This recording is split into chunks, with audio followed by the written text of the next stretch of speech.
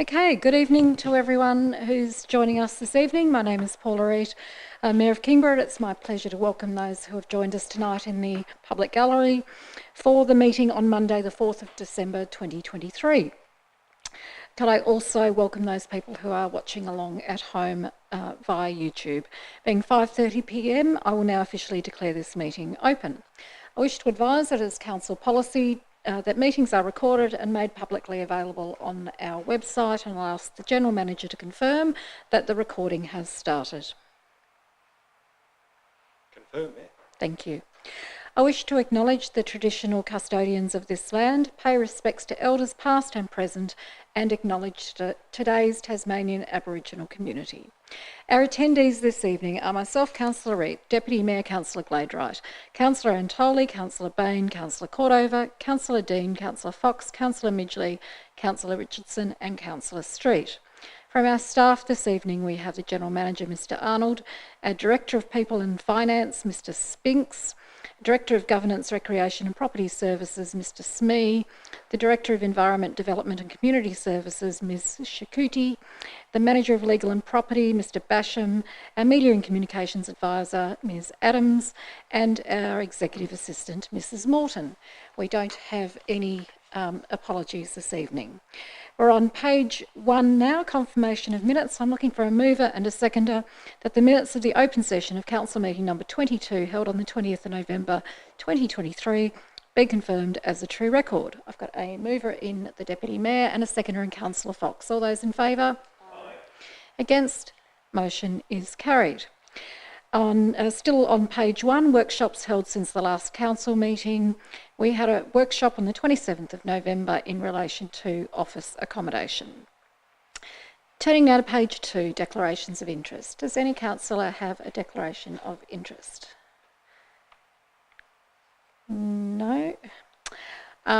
Transfer of agenda items. Is there any item on the agenda that a councillor would like to transfer from open into closed session or closed into open session?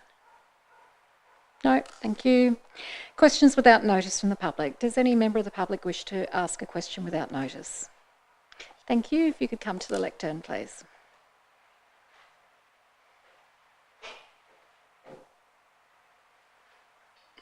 Try not to speak too loudly to it. I have some more esoteric questions. Okay, sorry. We know you're Charlie Biggins. Oh, Charles Biggins, Leslie Vale. Thank you. I have some more esoteric questions for the chamber. Last council meeting, I got some colourful reactions when referencing section 19. Last time I asked questions at the chamber. Section 19 of the Local Government Act, 1993. Ridicule and amusement from the chamber. Are councillors and the General Manager required to read the Act before taking office? Point of order. Well, General Manager. Oh, sorry. Councillor Fox on a point of order. Is it appropriate for a member of the public to ask questions that cast aspersions on council and staff?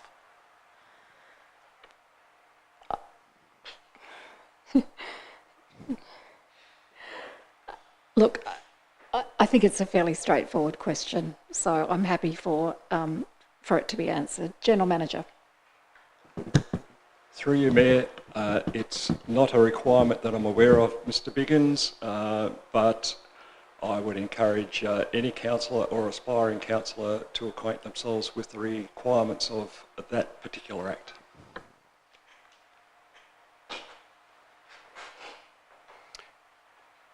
How many times is the body corporate entity known as council referred to as being an actual tier of government in the entire Local Government Act? General Manager. Through you, Mayor, I don't know the answer to that question, Mr Biggins, except to say that as I responded previously to you, to draw your attention to section 20 of the Act, which talks about the functions and power of councils in this state. Is local government recognised in the Australian Constitution? We had a referendum in 1988 to include local government in the Constitution? Perhaps the General Manager remembers what the result of that referendum was. General Manager. Through you, Mayor. Yes, Mr. Biggins, like many in the room, I do remember the result of that referendum. It was in the category of a no vote, and that remains the same today. Do councillors enjoy parliamentary privilege in this chamber? Are they protected from charges of defamation like members of state and federal governments? No, we are not. Only a government can levy taxes. Corporate bodies can charge fees for goods and services pursuant to commercial transaction. So is council a body corporate performing some functions of government, or are they a tier of actual government? Do you want me to take that? General Manager. Through you, Mayor. The council is operating in accordance with the Local Government Act 1993 in Tasmania and the section regarding the ability for council to put in place a general rate is section 90 in the Act.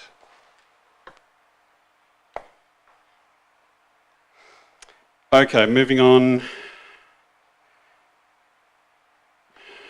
Some other questions.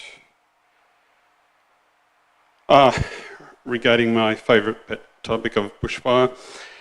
If I was to get a report, if I was hypothetically to get a bushfire hazard report done for my whole property, identifying the fire risk that it poses to my neighbours as well as my own dwelling by a qualified bushfire hazard assessor, and I presented that assessment report to the General Manager, would the General Manager be duty bound by the Local Government Act to issue me with an abatement notice for my own property? General Manager. Through you, Mayor.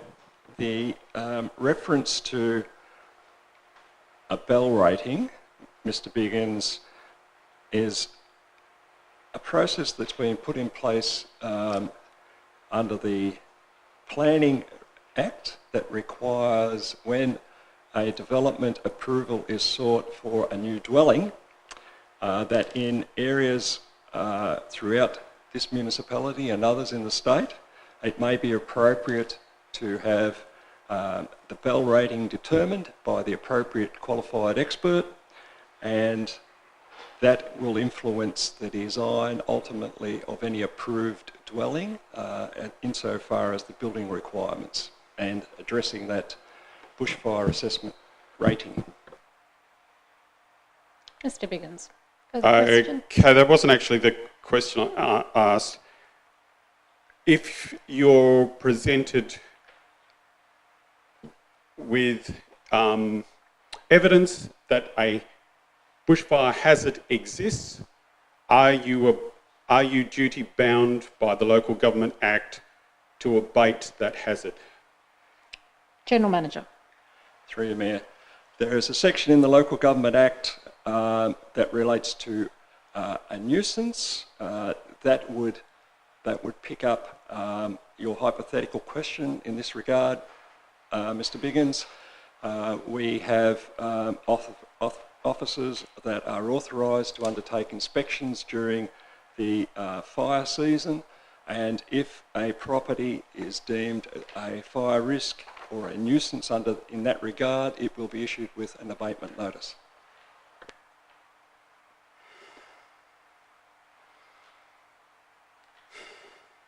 Further question, Mr. Biggins? As the Local Government Act has precedent over a council bylaw and a council planning scheme and a council policy, would I still be required to pay a biodiversity offset for the vegetation loss associated with complying with the abatement notice? General Manager. Through you, Mayor. Mr. Biggins, I think the two are not necessarily related. I understand the context of the question, but if a property, any property, is determined to constitute a fire risk and a nuisance under the Local Government Act, an abatement notice is issued. And are offset payments waived in that instance? General Manager. Through you, Mayor, the two are not related, Mr. Biggins.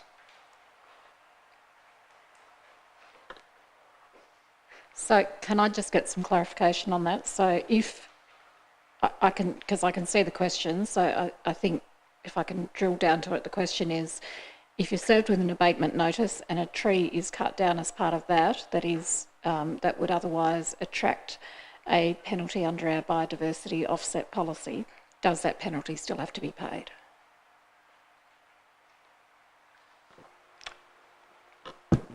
I wouldn't imagine so, but I'd have to take that question on notice, Mayor, because I can't imagine a situation where that might arise. So we'll take that part on notice just to confirm the answer to that. Do you have a further question? Yep. Oh, while you're looking that up, as all of Kingborough outside of the town boundaries has been assessed by the TFS as being at high risk of bushfire, why hasn't all of those landowners outside of the town boundary been issued with an abatement notice by the GM? General Manager.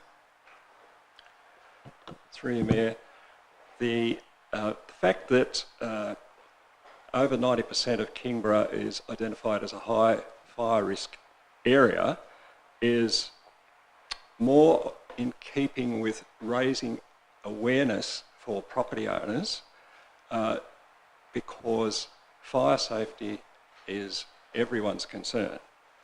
And part of our role is working with the Tasmanian Fire Service to educate our community. And we've had a number of community meetings in that regard in the lead up to this bushfire season.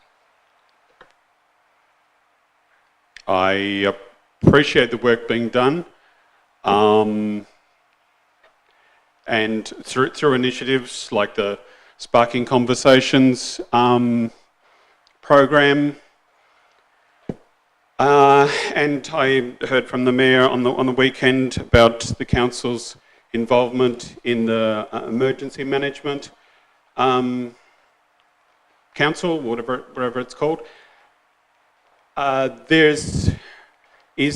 Maybe the Mayor can fill me in. I have asked questions at the Sparking Conversations forums regarding staged evacuation plans for Kingborough, and nobody seems to have any inclination that there is any strategy. If we all know that all of Kingborough is at high fire risk, if the worst case scenario were to pan out, then there's quite a large number of people that would need to be evacuated from this municipality through what we all know as being quite a restricted bottleneck of the southern outlet, which itself would be a fire risk. So, Mr. Biggins, sorry, could I just get you to get to your question, please? Does the Mayor know through the Emergency Management Council of any planned staged evacuation plans, which certainly aren't being shared with the broader community? It's my understanding that we would be directed by a state control centre in relation to evacuations and where the most appropriate places would be, dependent on where the fire is. Our role prior to that is to have locations identified as safe spaces and evacuation centres, and those have been identified and made public to the community for quite a few years, but we are at the direction of what would be a regional command centre as to where and when evacuations take place. So obviously we would have staff, our emergency management coordinator would be part of that in the event of an incident, but the learnings that they had from the Dunalley bushfires was that you can't just go and evacuate wherever you like and anyone can pull up a boat and take a boatload of people, because they had situations where they had boatloads of people that were unaccounted for because nobody knew where they had gone, with well-meaning volunteers. So it's done much more now in a coordinated response based on those learnings. Yeah, I'll try and phrase it in a question, but there seems to be a missed opportunity at the moment, particularly with the federally funded Sparking Conversations program, to actually get a message out to people regarding such a staged evacuation that would need to take place. So I would ask the council if I know they only have restricted duties in this, but you're obviously on the emergency management panel, that this is something that council could potentially take a bit further in getting people up to speed with. You will. Thank you. No, look, I appreciate the feedback, and certainly I know that our staff, and particularly our emergency management team, have been trying to speak to as many people as possible. They take displays around to different community events and try to engage with the residents and provide information. One of the challenges that we have found is that people want to hear that sort of information by members of the TFS or somebody in a uniform. And I know that sounds bizarre, but that is the reaction of many people in the community, is that they want to hear it from someone in the fire service or SES. So that's really frustrating to us. But certainly our team has been out there. We push out the information on our websites. We try and remind people that they need to be bushfire ready and prepared. You need to have a battery radio that's working so that you can tune into ABC and listen to those important updates. So it's certainly, as much as possible, we are engaging the community. The Sparking Conversations has been very good at bringing communities together. I think to have 70 people at a meeting at Bonnet Hill was very, very successful, and likewise the other ones that have been held. There are many people who probably don't have the long memories or are new to the area, and so probably don't understand the devastation of the 67 bushfires. So for some people, they're very complacent when it comes to emergency management, and that is very frustrating to us, and I know it's frustrating to TFS as well. But I can assure you we do try to push out this information as much as we can. We have posters, we have social media, we have our website, we have community meetings, we have these displays.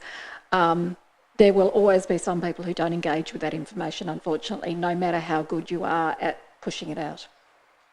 To be clear, a staged evacuation is simply segmenting off the municipality so that you don't become, a crowd being crushed, yep, trying to get out of a stadium. Thank you very much for your time. That's all I have. Thank you very much. Does anyone else in the public gallery have any questions they'd like to ask? No? Thank you very much. We will move on. We are now at, still on page 2, questions on notice from the public. We had 2 questions. The first from Mr. Tong in relation to Kingston Beach Traffic Management Study, and a response from Mr. Reeve. We also had a question from Ms. Landon in relation to biodiversity offset policy, with a response from Ms. Tyler Moore. We now turn to page 3, questions without notice from councillors. Does any councillor have a question that they wish to ask? Councillor Midgley. Thank you, Mayor. I've got a couple of questions. The first one, I was sent a photo by the public about an application that has been submitted for the recycled water treatment plant in Blackmans Bay, and they're just hoping this won't have an impact on the off-leash dog area in that vicinity. General Manager. Through you, Mayor, thank you for the question, Councillor Midgley. I actually discussed that application with the planners this afternoon, and they've indicated to me that there are no unforeseen implications for the off-lead dog area. Great, thank you.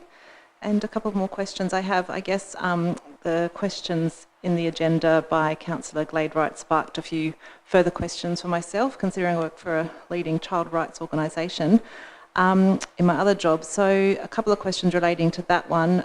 Does Council have a child safeguarding policy? Mr Spinks. Through you, Mayor. No, we don't at the moment, but we're working very hard to produce one, and we expect to bring one to next Council for adoption. LGAT circulated a draft policy late last week, recommending that all councils adopt it as an interim measure, pending sort of further implementation and discussions and those kinds of things. So it may well be the case that once it's adopted, we may have to make some minor amendments going forward, but we do intend to bring a policy to the next council meeting. Great, thank you. So for individuals or services who provide activities or programs focused on children and young people, do they all have a current Working with Vulnerable Children card?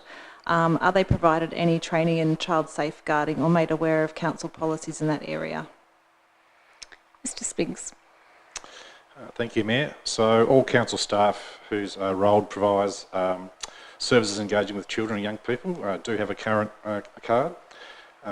And compliance with that is monitored through our people team. We probably do need to do a bit of a check of people in the organisation who have sort of more ad hoc sort of kind of arrangements and contact with young people, but certainly those people with regular contact do. We haven't undertaken training for a little while, to be fair, and so LGAT, as I've just mentioned, they're also planning to bring together some training and implementation advice across the sector. So I would anticipate that we would be plugging into that when it's rolled out. Great, thank you. Thank you, Mayor. And just one more question sparked by I went to a Stop Domestic Violence conference all last week, and I'm wondering if any council staff have participated in a DV alert training. Mr Spinks. Thank you, Mayor. Yes, around about 20 council staff attended such training. I was back in 2019, and I think we do need to consider whether we should be rolling that out again. Thank you. Are there any further questions from councillors? If not, we will move on. We're now at questions on notice from councillors. There was the one from the Deputy Mayor, Councillor Gladewright, in relation to child sexual abuse prevention, with an officer's response from Ms Everingham. We are now turning over to page 5, petitions still being actioned. There are no petitions still being actioned, and at the time the agenda was compiled, there were no petitions that had been received. So, we now are on page 6, Officers' Reports to Council, with a recommendation on page 9, and we're on the dog management policy. I'm looking for a mover and a seconder, please. I've got a mover in Councillor Antoli and a seconder in Councillor Gladewright. Councillor Antoli. Thank you, Mayor. Well, as always, a review of dog policies elicits intense community interests, with dogs being cherished family members to many residents. Balancing these perspectives against concerns of non-dog owners is always complex. Still, this report shows an extensive consultation process with well over 1,100 passionate public submissions received. Key themes and diverse community views were analysed to shape the final policy recommendations. I particularly support the special dogs clause, expansion of the Snug Beach off-leash area, and consolidation of prohibited areas like the Northwest Bay River multi-use trail to protect wildlife habitat. This consultation process also allowed us to simultaneously test public interest for the possible future inclusion of part of Blackmans Bay Beach as an off-leash area, something that is often brought up by dog owners in the area, but the weight of community support was not in favour at this time. The report, in my view, reflects a balanced approach, considering community recreation needs while upholding responsible pet ownership and environmental values. With dogs holding such importance in people's families, I believe the officer's recommendations reflect community expectations and priorities, and I therefore move that Council endorse the dog management policy as presented in Mr Basham's report. Thank you very much. Councillor Antoli. Further speakers? The Deputy Mayor. Thank you. I just wanted to speak to the number of responses. As Councillor Antoli said, there are over 1,100, and I think this is a fantastic sign. It means that we have a really healthy, active and engaged community, and that only comes from a council that is asking for that engagement. So I congratulate everybody who was involved. I realise that there's a lot of work involved in getting this report to us, so thank you very much to everyone involved. The conclusion that I drew from reading the feedback was that on the one hand there is a real need for more off-leash dog exercise areas in Kingborough. It is clear that Kingston Beach is becoming incredibly busy. It's an absolute hive of activity down there. But on the other hand, there seems to be a very strong sense of keeping the beaches as a place of quiet enjoyment, which an off-leash area does not provide. So we heard that the southern end of Blackmans Bay Beach is a more sheltered part of the beach, which is ideal for young children. It's ideal for elderly swimmers, for people who are learning kayaking and paddle boarding, because there are smaller waves, so it's easier to access the water, and that also that end of the beach is protected from those southerly winds that come up the Derwent. The Dog Walkers Association, though, raised some very good counter-arguments to that, in that the southern end of Blackmans Bay Beach sometimes has poor water quality, and that it's not swimming is not advised after large rain weather events. And their other good point was that over winter there's not a lot of swimming activity there. So there were some sort of very good counter-arguments that I was listening to.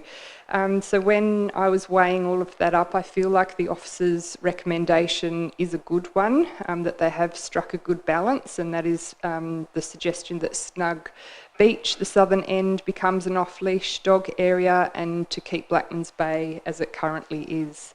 But I do think we need to look at how we can expand those off-leash dog areas, and I know that we discussed our playgrounds recently, and whether or not perhaps there's some other parcels of land that could become off-leash dog areas. But I am sort of keeping an open mind, and I am really interested to hear what other councillors have to say. But that's where I sort of, at the moment, I feel like the report is right. I also wanted to particularly commend the inclusion of the special dog clause. As we learn more about neurodivergence and the role that support dogs can play in people's lives, I think it's wonderful that we have a policy that recognises that. But I also think that we need to up our communication around that, and especially to get the community to register those support dogs, because in the event that council needed to reunite that support dog with its owner, it's important that we are aware initially that it is indeed a support dog. So I'm just wondering about our communication strategy around registering. So I'm really look forward to hearing what everybody else has to say, but at the moment I am commending the report. Thank you very much, Councillor Gladwright. Any further contributions? Councillor Cordova.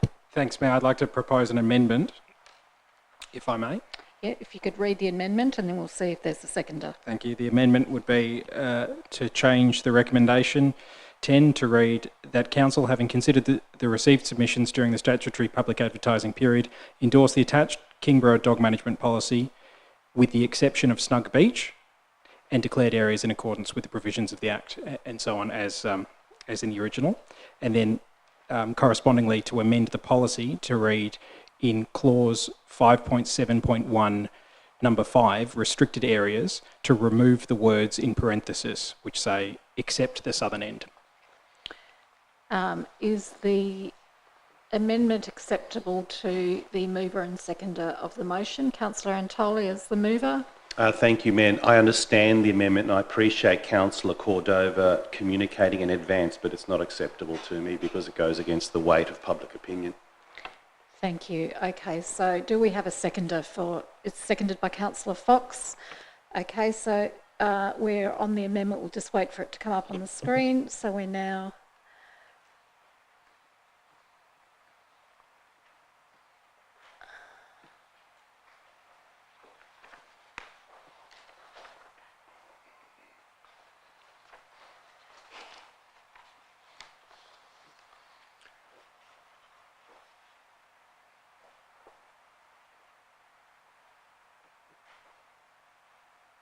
Is that correct, the amendment as printed on the screen? Yes, with the exception of Snug Beach. With the exception of Snug Beach. And I assume in the intention, it's also to change the policy itself, to remove the words. So could you provide the words to Mrs Morton, please? So the words are in the policy in clause 5.7.1V, number 5. 5.7.1 7.1V, restricted areas. Remove the words, and in quotation marks it says, parenthesis, except the southern end, close bracket. Yep. That's correct, thank you. Thank you. Okay, so you can speak now to the amendment. Thank you, Mayor. To the point of Snug Beach, specifically, I would like to give voice to the 34% of submissions and respondents, which is over 300 people, who expressed their opposition to allowing off-lead dogs on Snug Beach. That's no small number. When it came to other issues, whether it's landscape conservation zone, for example, we were told that 13 submissions was a significant quantum, and here we have over 300. So it's no small number. It's important to note that of the 989 respondents who answered the question, 61.6% of them were dog owners. So this survey that we have before us largely reflects in majority the opinions of over 600 dog owners in our municipality. And in answer to the question, are you satisfied with the number of beaches which are restricted from dogs at all times, 65% answered yes. So of over 600 dog owners, there were 596 people, some of over 60% were dog owners, who said yes, we're satisfied with the number of restricted beaches. And that's the status quo. Similarly to the question, is there enough suitable land to exercise your dog which is accessible to you and your community? 61.5% said yes. So that's 316 responses saying yes. So this shows that the current status quo of Snug Beach being restricted is acceptable to the strong majority. And of the people who answered the survey, a clear majority of those were in fact dog owners. It was the following comment that convinced me to raise my voice on behalf of those 333 people. It was, and I quote, "Our boys often play in the shallows and kayak in this safe area and have been petrified of dogs running already. There are few safe wind-free areas for younger boys to kayak." There are literally dozens upon dozens of similar comments that cover issues of noise and nuisance and pollution and environmental harm that's perceived. All the arguments that will be well rehearsed and well known to all of us who have received so many comments and submissions from the public. But for me, this really boils down to, can dog owners live with the status quo, which is that Snug Beach is restricted at all times? And can that mother or father whose children like splashing about in the water and playing on their kayaks, can they live with the status quo? Or can they live with the change? So how disruptive will each scenario be? So ultimately, I came to the conclusion that the worst case scenario for leaving things as they are is that dog owners in Kingborough have to find alternative means of exercising their dogs. But to change the status quo and to make Snug Beach open for off-lead dogs would mean that so many of those people whose quotes I read in these submissions talking about having young children, not wanting to be petrified by dogs, we just have to understand that people have a different tolerance to dogs, and we have to be mindful and careful of that. We've heard the various reasons both for and against, and we'll hear those, I hope, a bit more elaborated tonight. But those reasons are well summarised in the report. For those who want dogs on Snug Beach, this is about animal welfare, it's for the enjoyment, it's for dog socialisation and exercise, it's for mental and physical health, both for the dog owners and the dogs themselves. And I support those sentiments entirely. For those against, the arguments are also well detailed. It's the dog waste, it's the harm to shorebirds and native marsupials, it's that perceived danger to young people, people living with disabilities, the frail and the elderly. But for me, it's about location. Snug Beach is a small beach. It took me 7 minutes yesterday to walk from the bridge in the north to the rocks in the south, and a dog running off leash could cover that same distance probably in a minute or less. As one submission said, quote, "The beach is too small and it would be disruptive to a peaceful area." Another said, "I'm concerned about the impact on shorebirds and the family use of the beach. The council has limited resources to police compliance as well, so could extend into the no-dog areas." Somebody else said, "How will you ensure that dogs off leads will not cross over and terrify people on the non-dog part of the beach? Some people are dead scared of dogs." Another said, "It is currently a small beach, a small safe beach and family-oriented place to be. Not all dog owners are good at keeping their dogs under control." The list goes on. There were literally dozens upon dozens sharing similar sentiments, and some of them are indeed very moving, because we've got to realise that people from different backgrounds, different walks of life and with different experiences encounter dogs in a different way. Yesterday, when I was at Snug Beach, within the space of 5 minutes at the southern end of the beach, which is where we propose to allow off-lead dogs, with the backing of gentle waves, I saw Pacific black ducks, black swans, peaceful ducks, masked lapwings, a white-faced heron, galahs and gulls. Some type of cormorants flying, taking off from the water that I couldn't quite identify. And I was watching, just in that 5 minutes, a pair of pied oyster catchers foraging their way along the sand at the southern end of the beach. These shy birds have declined in population throughout southern Australia and are now declared an endangered species in New South Wales. Time. May I please have just 1 more minute to sum up? I'll need a mover and a seconder for that. Councillor Midgley and Councillor Gladeright. Question is that Councillor Cordova be given 1 more minute. All those in favour? Aye. Against? Motion is carried. You have 1 more minute. Thank you, Mayor. For many residents in our community, the enjoyment of our coastline is what makes Kingborough so special. And for me, it's special, and for all those people, both the dog owners and the non-dog owners alike, Kingborough is special. And as Councillor Antoli quite correctly put it, we're trying to find a balance here. I know that we're all trying to put the community at the heart of everything we do here, and I know that we come at this with a spirit of goodwill, trying to find a happy medium. I think there's been an enormous power of work put into this report, and I thank the staff, and I particularly thank the Kingborough dog walkers, and I thank all of those people who contributed to this. But when it comes to Snug Beach specifically, having read those dozens upon dozens of comments, having seen that more than a third of people in Kingborough actually don't want dogs on Snug Beach, I think the status quo should remain. Thank you, Mayor. Thank you, Councillor Cordova. Further speakers on the amendment, Councillor Fox. Thank you, Mayor. As former chairman of the Kingborough Land Care Advisory Committee since it was conceived for about 30 years, I'm well aware of a gentleman called Mr. Duthoit, who lived in Snug and did a lot of work in re-establishing the vegetation along the section of the southern end of the beach with all the land care people from Snug and Council's assistance.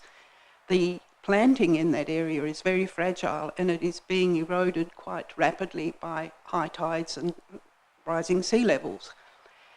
I'm also quite familiar with that end of the beach, and it does concern me that every time there's a high tide or even a medium tide, there is no beach. That section of the beach just goes underwater. So there is no actual delineation between the southern end of the beach and the northern end of the beach, which is very, very well populated by little children who come to the playground in Snug and also go to the beach, maybe picnics. I've seen them having barbecues in that area, or evening meals on the beach. It does concern me that the impact of opening this southern end to dogs is going to impact severely on the existing uses of that beach. The other annual event that occurs at Snug is the regatta, which is held, the statewide regatta. The people who are scouts and both male and females come down and they camp in the area. They put boats along the entire length of the beach.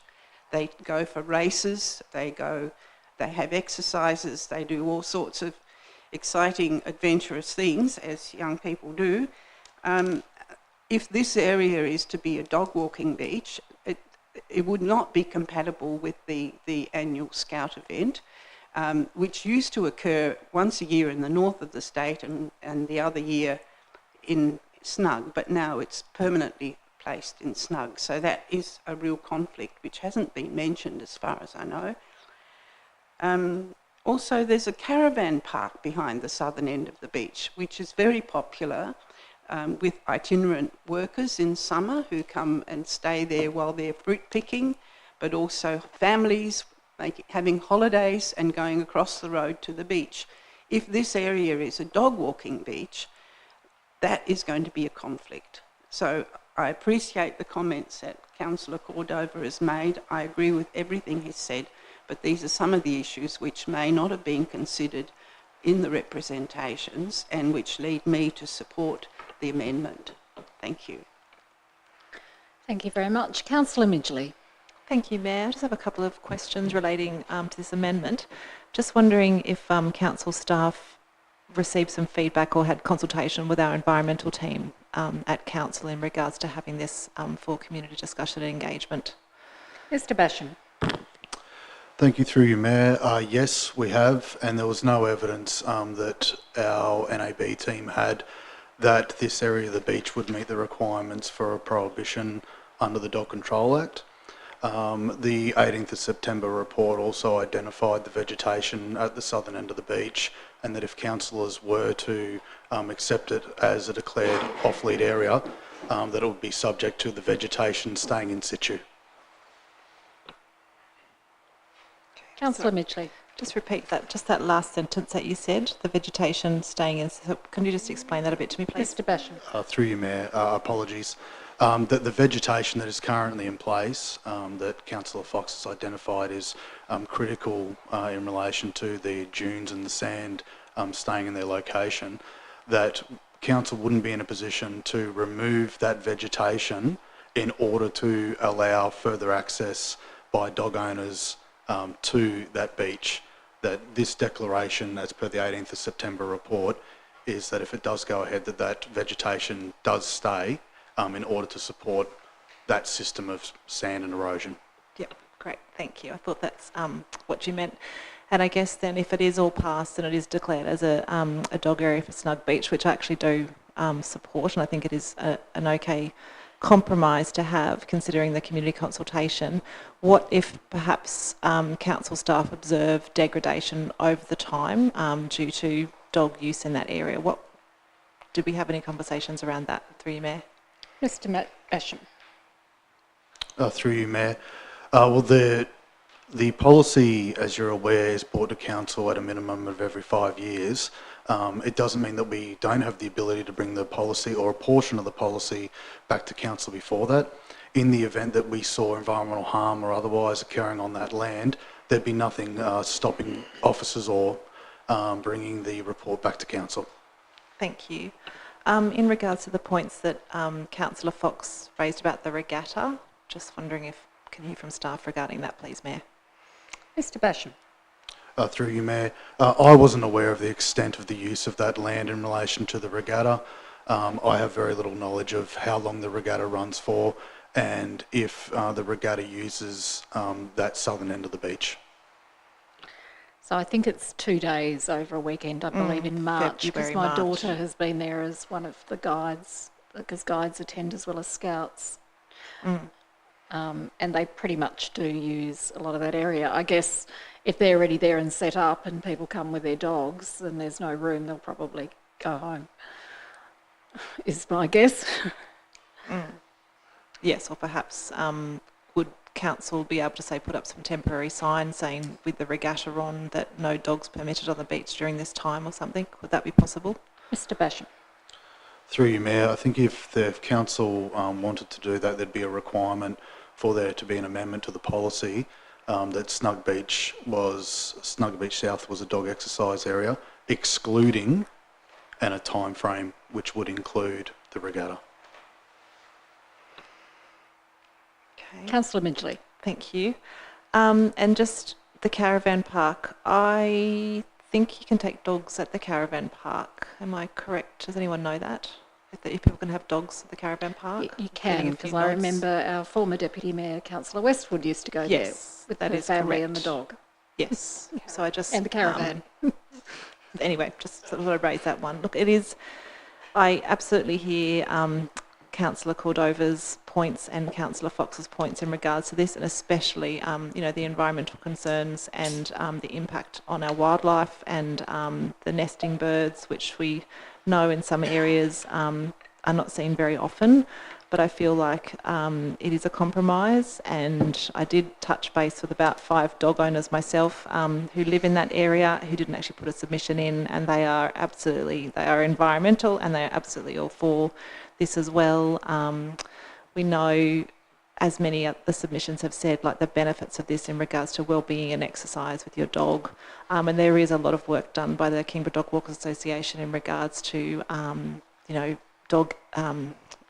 dog behaviour and control, and they really get out there and advocate to the community around, I guess, the well-being for dogs and different behaviour management and things like that. And they're sometimes walking down at Kingston Dog Beach, and their Facebook posts always provide really great useful tips. And every now and then I see people actually walking through Kingborough, I think they're Kingborough Dog Walkers, or I've met a couple of members walking through Peter Murrah Reserve just to observe that people actually, putting their dogs on leash in certain areas and cleaning up the dog poo and things like that. Once or twice when I've been cycling through there, I've noted that. So hopefully I've got that one correct. So I am happy that this is, I'm not supporting the amendment. I'm happy with the compromise we've made through the engagement in the dog policy. Thank you very much. Are there any further speakers on the amendment? Councillor Dean. Just maybe a couple of questions for Mr Basham. In terms of, I suppose, council experience of how Snug Beach is used, and perhaps also from officer experience and the surveys, would it be council's view that the area near the beach is more commonly used for families or young families with children, or the southern end that we're proposing?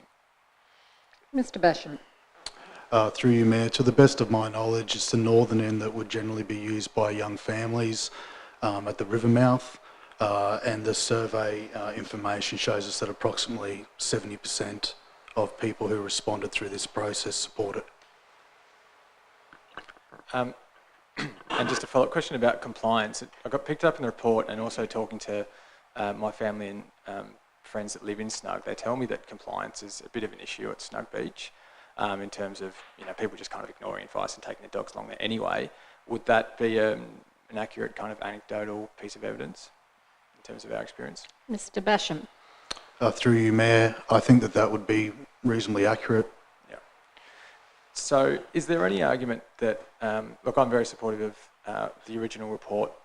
I won't be supporting this amendment, but I am curious about what was picked up in the survey about, is there an argument that could be made that by actually having a section that is dog friendly, that we might improve compliance in the northern end, where there are lots of families that use it? Anecdotally, again, where I live in Taroona, have that little section at the near the boat ramp, which is dog friendly, I find it personally, and people I talk to, more comfortable having a conversation with people that have their dogs in the wrong area to say, hey, there is actually a section that's dog friendly. You're more than welcome to use that. That's council approved. So again, that's just anecdotal, but I wonder from an officer perspective, is there any argument to be made that it might help improve compliance at Snug Beach generally? Mr Basham. Through you, Mayor. Councillor, I agree. I think your point's 100% valid. That's exactly what we have, the same setup at Kingston Beach, where if someone is having their dog off lead or otherwise in their area that is otherwise restricted, we can provide education and move them up to the area where dogs are off lead. So I don't see any difference in this situation. Councillor Dean. Great, that answers my questions. Look, I'm not going to support the amendment. I think the original report, as Councillor Midges pointed out, is a really good compromise. So, yeah, that's where I stand. Thank you. Any further speakers on the amendment? Councillor Antoli. Thank you. I'll make it brief. I appreciate everyone's contribution. I thought it was quite thoughtful, and I do appreciate Councillor Cordova's concern for that family that was mentioned with the 2 young boys. The issue that he brought up about the number of respondents who are dog owners being somehow a negative, it works both ways.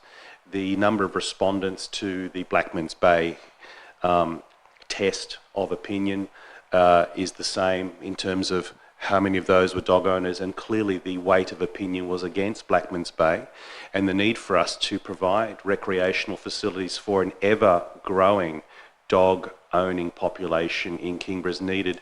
And Snug is, you know, it's not technically a long way away from Kingston Beach, but it's long enough to make a difference. And I think opening up an avenue for the dog owners down there, down the channel, which is growing at a rate of knots, is important. And so I just bring that up, that it works both ways. Blackman's Bay was knocked out, but Snug was definitely popular. And I think we need to respect the vote of the people on that one. And if people, as Councillor Dean and the officer Scott Basher mentioned, are sort of now doing it anyway, it just goes to show that the demand is there. So let's tap that demand in a sensible way, keeping them restrained to a certain end of the beach so that there's no more miscompliance, and I think everyone's going to be a lot happier for it. Thank you, Councillor Antoli. Any further discussion on the amendment? If not, I'll just make a couple of comments before I ask Councillor Cordover to sum up.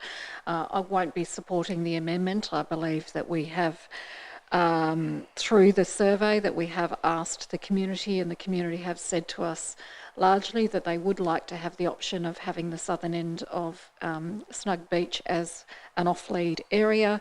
And if you do look at the 14 areas that are listed in the policy for where dogs can be off-lead, there is the closest nearest, totally lost my train of thought there, apologies. The closest area to that is Conningham. And you may recall that when we had the discussion initially about whether we would add in additional areas for public consultation, one of the things that I was concerned about was the proximity for people to where they live, to have somewhere close by that is accessible for them to walk their dogs. I am aware that, as we've discussed, that it is that river mouth area, the northern end, where it seems to be that most of the children on warm days and other people, that's the end of the beach that they do appear to swim, and they do tend to jump off the bridge, no matter how many times we advise that they probably shouldn't, because that's a hazard, but that's another matter. So look, I appreciate Councillor Cordover bringing this, but I won't be supporting the amendment. And Councillor Cordover, would you like to sum up? Thank you, Mayor. We've had a robust discussion and a respectful one. I appreciate that. And we've tackled the issues about the shared use of this beach for scouts, the caravan park, the families, the vegetation, and the proximity to nearby alternatives. But for me, ultimately, this boils down to answering the question from community members when they say, why did you let this happen, or why didn't you let this happen? How am I going to handle it? And I think I know the answer when a dog owner says, why didn't you let this happen? And I can say, well, it's because there's alternatives, because there's other areas, and because on a balance of weight of community comfort and perception of safety, there were enough people that said, I'm fearful of this, I don't like it for my kids, it hurts the water quality, the environment quality, it destroys the serenity. You know, there's so many reasons why. So just before this meeting, I flicked through, you know, I took notes from 44 pages of the raw data of people's commentary, when people said elderly people and children use this area for swimming and recreation, and dogs will be a nuisance to their safety and health, and so many more across 44 pages.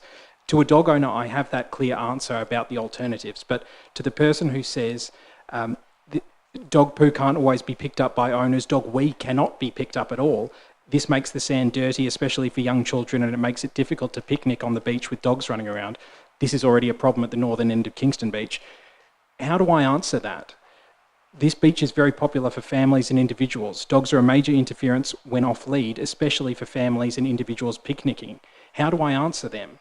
How do I answer the people in their 80s and 90s who explained that they find off-lead dogs unsettling when they're trying to walk on the beach? I don't have an answer to that. And as I said initially, I feel that the worst case scenario for dog owners with the status quo is not as bad as the worst case scenario for those 300 and something people who really didn't want dogs on this very small beach. So I do implore my colleagues to maintain the status quo on this particular beach. Thank you. Thank you, Councillor Cordover. I'm now going to put the amendment as proposed by yourself and seconded by Councillor Fox. All those in favour of the amendment? Against? No. Show of hands is required. All those in favour of the amendment is Councillors Fox and Cordova, and those against is Councillors Antoli, Dean, Bain, Midgley, Richardson, Street, Gladewright and Reet. The amendment is lost. We're back on the substantive motion, and I believe we've only heard so far from Councillor Antoli and Councillor Cordova on the substantive. On the substantive. Oh, sorry, I beg your pardon, you did. That's correct. You went straight into the amendment. So we have, and I think we heard from Councillor Gladewright as well. So on the substantive motion, who would like to speak? Councillor Cordova. Thank you, Mayor. Dogs are a part of the family. For many of us, they're our best friends. They're our most loyal compatriots. Dogs undeniably contribute immensely in a positive way to people's mental and health, physical well-being. When joking about politics, President Harry Truman apparently once said, "If you want a friend in Washington, get a dog." But the question here is about when and where we should have our dogs. We know that dogs have rights. We need to care for their health and well-being. We need to ensure that they are cared for and loved and given access to quality spaces to exercise, socialise and bond with their owners. And that's the balance we're trying to strike, as Councillor Antoli quite rightly articulated. Because obviously dogs have rights, dog owners have rights, but on the other side there will be some locations, I think we can all agree, there will be some locations that need to be out of bounds. And we need to be tolerant of people with different backgrounds, different viewpoints and different thresholds for their level of perceived comfort and safety. Now the point has been raised with all of us councillors that because dog owners are in the minority in Kingborough, it makes it difficult for them to get across the line in a first-past-the-post vote. It makes it difficult for them to get their way on contentious issues. But I really want to highlight who it was that responded to this survey, because largely all community surveys are really self-selecting in a way. The people who are already engaged with the issue, they self-select to become a part of it. And so we can see that the majority of respondents to this survey were dog owners. So when you look at the results of the survey, what you're looking at is largely skewed, in the majority at least, it's skewed towards the feelings and perceptions and beliefs of dog owners. And I can prove that with the fact that 61.6% of all the respondents were dog owners, and 58.2% of the survey respondents said yes to the question, do you exercise your dog in off-lead areas in Kingborough? So when we look at these statistics here, we're looking at the majority feelings of dog owners. That's who the majority let us know about their feelings. I think councillors will have to consider this issue really deeply. And I think that the level of engagement has been really extensive. And in my time on council, I think this is one of the most highly engaged matters that's come before us. So I do want to take the time to commend sincerely everyone for sharing their position, for raising their voice, for getting involved and telling us how they feel about the issue. From my experience this time around, it has been an incredibly respectful discussion, and I've really been so grateful and proud of the way in which we've been able to share robust and frank and fearless advice, which I've received much from the community, but we've done so in a kind of calm and collected and respectful way. And that's important because I am deeply cognizant of the fact that whatever decision we make here, this affects people's lives because dogs are part of the family. I would like to sincerely thank the Kingborough Dog Walkers Association for their deep engagement, and I also want to thank all those people who shared honestly and candidly how they feel about dogs in various areas. Ultimately, I think the policy, with the notable exception of Snug Beach that I've already explained, I do think that this report does strike a reasonable balance with the exception of Snug Beach. But I do want to flag that as our population increases and we welcome more dogs into our community, I do think we need to be more sensitive to the environmental issues around local wildlife. So currently, we don't do, in my opinion, enough in terms of environmental assessment. And I believe that future discussions around dogs on beaches particularly and in natural areas should include that environmental assessment. I support dog ownership and I support dogs, and I also support the rights of people from all walks of life to enjoy our public spaces. Ultimately, I do think we need to increase the number of off-lead dog exercise areas locally so that people don't have to travel as far. But I don't think that the unadulterated access to Kingborough's beaches is the right answer. We can find spaces that are good for people and good for dogs, but that don't compromise the natural environment or community amenity. Councillor Cordova, I've got Councillor Richardson on a point of order. What's unadulterated access to beaches? I think that's a bit of an overreach. What's the point of order, though? Yeah, can you just, Mischaracterisation? you'll have to give me some guidance as to what the point of order is. Like, what section of the meeting procedures regulations are you suggesting that? It can be irrelevant to interrupted. Over-exaggeration. That's not one, unfortunately. It's a nice try. It's not there in the meetings procedures regulations, but it's a very good attempt. So there is no point of order, but it was an excellent effort, so you get a gold star for that. Councillor Cordova. Thank you. And look, I do want to, look, Councillor Richardson, I through you, Mayor, I don't want to hyperbolise this issue, and I think what I've really enjoyed about this discussion so far is it's frank, it's fearless, and we're not trying to score political points. So, yes, I take back, I actually withdraw saying unadulterated, poor choice of words. What I'm saying is more, what am I trying, well, I wrote unadulterated, I should have chosen a more, the proliferation of off-leash dogs on beaches. I think we just need to be really mindful and careful that some people don't like off-leash dogs on beaches, and that doesn't mean that they don't support animal welfare, and it doesn't mean that they don't like people owning dogs. It just means we're trying to find a balance, and we're trying to find a happy medium.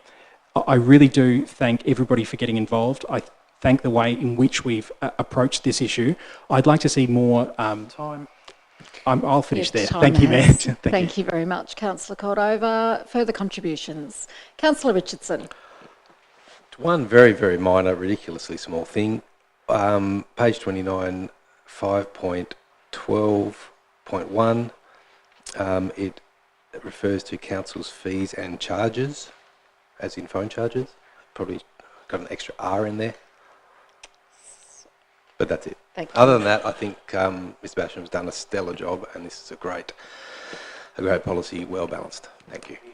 Thank you, Councillor Richardson. Further contributions? Councillor Dean. Yeah, look, I will just say, I think the assertion that the data in this report is somehow skewed is a bit of a fallacy, just because the majority of respondents were dog owners. I mean, I'm not a dog owner, and I'm happy with dog-friendly areas. I drive a car, but I'm happy with cycle lanes. You know, it just doesn't kind of buy with me in a way. But I'm not going to really add much to Councillor Antoli's good summation of what's already come before us, other than to say, as the Deputy Mayor has pointed out, I think it does strike the right balance. I'm happy with the report, as others have already commented. Mr. Basham's done a fantastic job in putting together what is clearly quite a tricky issue, and as a relatively new councillor, it's a learning experience for me to see how many emails do come in when you mention dogs. So I think we've done quite a good job as a council, and it does look like this is going to get over the line, so I think this is overall a really good result, so good stuff. Councillor Bain. Thank you, Mayor. Just briefly, I also wanted to say it was great to see how much input we received from the community on this subject, and I really appreciated the detailed and informative responses that were submitted to us. I think one thing that maybe hasn't been touched on so much so far is the consideration of future development that was mentioned in the report, and that was regarding how important it was to consider dog exercise areas in future land developments. So this question was answered by 872 participants and scored 3.7 out of 5 stars, which was ranked quite important. And I think that's a really valid point, because we know we're a growing community, and we know that just under half of Kingborough households own a dog, so with population growth, there's also going to come dog population growth. So I think it's very important that we are continually planning for more dog exercise areas, future infill development, major subdivisions such as Huntingfield, Margate and Snug that may occur down the track. And apart from that, I agree with what's already been said, that I think this is an excellent result. We strike the right balance, because I think without Snug we wouldn't have any additional exercise areas. So given we know that the population is going to grow, we need some more, and that's why Snug's so important. And I think it's the right balance. Thank you very much, Councillor Bain. Councillor Midgley. Thank you, Mayor. I wasn't going to say much because I feel like a lot has already been said, but I guess, acknowledge a couple of points where it has been a much kinder community engagement for the dog policy from what I recall on the last time I was on council, and I thank everybody for that respect. And also, as Councillor Bain has said, the emails that we received, they were quite lengthy emails. People really took the time. There was passionate pro and against in different areas. So I really thank all the people for sharing their hearts about the dogs and whether they like dogs. I mean, Blackman's Bay Beach definitely was the most, I guess, one we received emails about.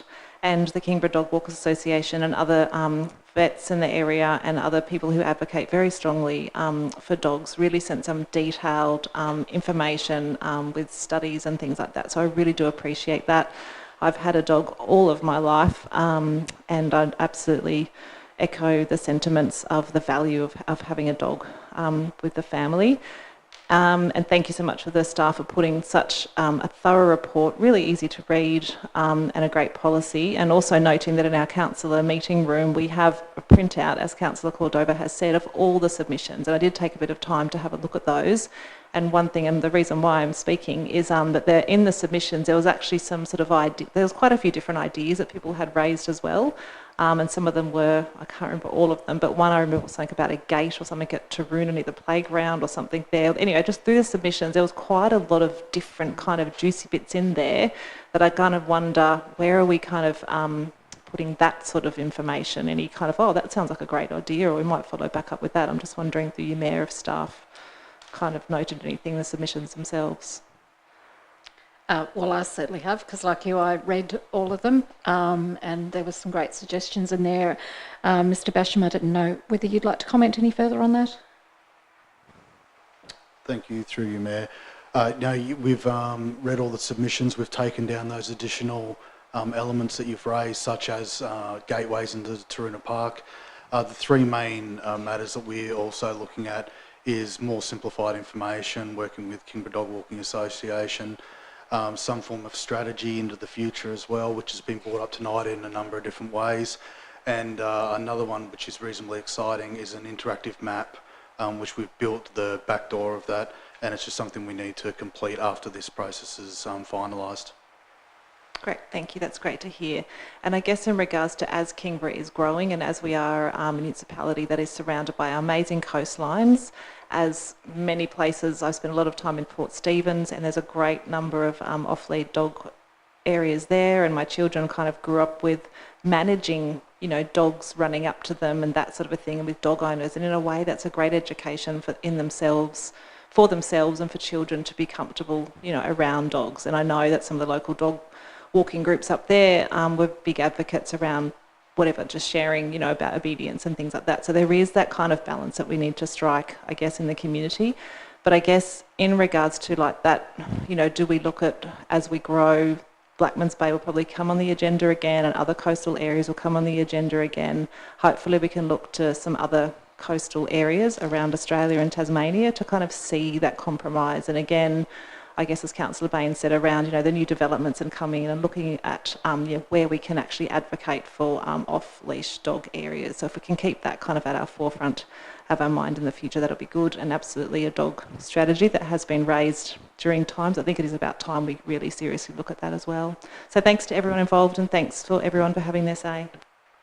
Thanks, Councillor Midgley. Councillor Street. Thank you, Mayor. Dog management policy is always a very vexed issue for council, because it's always a balancing act. Very firmly of the view that the policy as it's been presented to us is the right balance, though. There's not a lot more to be said that hasn't already been said on the matter, but I did want to take the opportunity to thank all of the ratepayers that have reached out to me directly, both dog owners and non-dog owners. I think it's always a sign of good community consultation and good advertising of our community consultation when the phone starts ringing, because that's not always the case, but it certainly was the case with this. So I thank everybody for their feedback over the period of time that we've been consulting on the policy. It's been very helpful for me in terms of where I would go with respect to this vote. And like I say, I do think that it strikes the right balance. I think Councillor Cordova does make a good point with respect to the self-selecting nature of community consultation sometimes, and we've got to be careful how we treat community consultation. It was important for me to read through a lot of that material rather than just take the percentages. And like he says, you know, it is self-selecting, and I've stored that one away in the back of my mind for future reference. So, like I say, I think the policy strikes the right balance. I'm really pleased to be supporting it. Thank you very much, Councillor Street. Councillor Fox. Thank you, Mayor. Like many councillors, I have owned 2 dogs. Both of them reached the ripe old age of 17, but I'm currently without a dog. But I guess there's one issue I am concerned about is if we're going to increase the amount of dog exercising areas, we also need to increase the amount of resources we put towards compliance. And I think this is probably my main concern about Snug, because we've got the situation here where there is no barrier and it's a very difficult out of the way area to monitor. And at our workshops, and I think even at a previous council meeting, it was stated that we don't have the resources to do the compliance in other places than Kingston Beach. So I think if we're going to agree, which we obviously are, to this policy, and I'm, like all councillors, I'm very grateful for people contacting me, for writing me letters, for emailing me, and also contributing to the survey. I think it's an amazing effort. But I do think we need to keep that in mind as we move forward, and even considering future areas for dog exercise. It is important that we make sure that it's done well and done thoroughly and also policed. Thank you. Thank you, Councillor Fox. Just before I ask Councillor Antoli if he'd like to sum up, I'll just make a couple of brief comments. Firstly, just to thank all the members of the community who did take the time to engage with this process through the survey, through emails, and so on. I think that's a really exceptionally high number to get that many responses, and I think it shows what we all know, and that is that people are very passionate about the issue of dogs, particularly the owners, but also the proportion of people who have a fear of dogs, and that's very real for some people, and it's probably based on an incident they've had or something in their past. I really welcome the changes in the policy. In relation to Blackmans Bay Beach, I think we discussed when we considered putting out the draft policy, we said, look, it's being raised quite often, and certainly when the Deputy Mayor and I have had our quarterly meetings with the Kingborough Dog Walkers Association, it was something that we agreed with them that we would test the waters, and it would seem that that there was agreement around this table that we would put it out there for consultation and see whether the appetite within the community had changed, and this shows that it hasn't. And I think there were some solid reasons put forward by members of the community, particularly about the sort of calm and sheltered nature of the southern end of the beach, and that being where a lot of young families will play, but also a lot of environmental concerns in that area about with the flora and fauna, as well as issues around parking and so on. I do think that what has been a theme through those submissions, and I do think that reading them was really worthwhile, because it's not just about the raw data, but there were some great themes that came through there. I guess one of the things that probably concerned me in the themes was that there are a number of people who are saying there are really not responsible dog owners out there, and repeated comments about people either illegally walking their dogs off lead, particularly on our tracks and trails, and that's something that I have found really frustrating. I live near the Whitewater track. I walk that area frequently. We have it stencilled on the ground that there's pictures of a dog on a lead to remind people, and we deliberately put it on the ground so that when you're walking your dog and you're looking down, you can see it. And I can guarantee it that every time I turn a corner, there'll be a dog off a lead running towards me.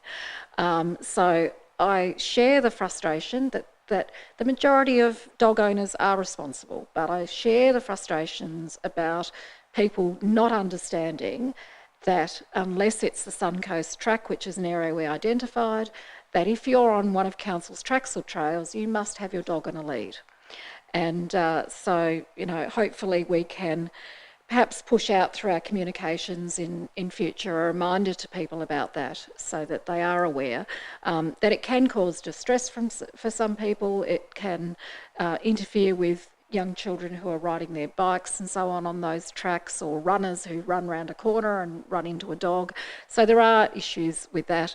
And likewise, the question of people not picking up after their dogs is a continuing problem, and one that I think we all need to perhaps remind the community about, that you know, responsible dog ownership is about cleaning up after your dog. I also just wanted to briefly mention the inclusion of the special assistance dogs. That's something, as chair of the Disability Inclusion Access Advisory Committee, that I'm very passionate about, and something that we talked about quite a lot as a committee, because there are a number of people who do rely on those dogs as their companions, and to be separated from them for long periods of time, if the dog has got out and been caught by us, can be very distressing to those individuals. And so there is a commitment within here to try and reunite special assistance dogs with their owners as soon as practical. And also the dog strategy, thank you, Mr. Basham, for talking about that, because I think the Deputy Mayor and I started raising that a couple of years ago. That's something that I do believe in our growing community that we do need to look to, because it will enable us to look at those growth areas and identify where there can be future off-lead areas. They don't all necessarily have to be on beaches. And, you know, I think there are great opportunities, particularly in some of our new subdivisions and areas, where we can identify, but let's do it in a strategic way and not an ad hoc way. So I think a dog strategy moving forward would be something very good for the community. So a big thanks to the Kingborough Dog Walkers Association. And I'll thank the staff, and I will ask Councillor Antoli to sum up. No, thank you. All right, I will put the recommendation. It's as moved by Councillor Antoli and seconded by Councillor Gladwright. All those in favour? Against? The motion is carried unanimously. We turn now to page 37, the draft Kingborough Sport and Recreation Strategy, with a recommendation on page 38. I'm looking for a mover and a seconder, please. I've got a mover in Councillor Dean and a seconder in Councillor Midgley. Councillor Dean. Thanks, Mayor. Given I was lucky enough to be the chair of the Sport and Rec Reference Group, I'm obviously very happy to move this one. So before us is Council's latest long-term strategy to improve sport and recreation in Kingborough. It's been put together by staff and comes on the back of advice from a range of stakeholders. This advice included Community Sport Reference Group, which I mentioned before, a very in-depth public survey, as well as input from sporting clubs and other users. As the reports pointed out, we had over 1,000 responses, which, not obviously quite as popular as our dog policy, I think is still a pretty good result. It showed, I think, that on one hand, we have a really active community here in Kingborough, perhaps more so than other councils, but obviously that the fact that they were so interested in improving sport and recreation in Kingborough was so good. Reading the report, I think it's great to see that we have surveys, but actually when we do surveys, we listen to them and we make adjustments accordingly. So I think for the community, the most interesting kind of aspect of this report will be if they zip down to page 29, where they get to the implementation plan, and that's 69 of our agenda. So this has been included in this by staff, 23 recommendations that Council would like to see happen over the next 10 years. And importantly, I think the implementation plan for me as a councillor, and I hope for staff as well, as this is a document that will be used over years. That's something that we stick to when we actually make future funding decisions, so that it kind of avoids that situation where decisions are made on a bit of ad hoc year-to-year basis.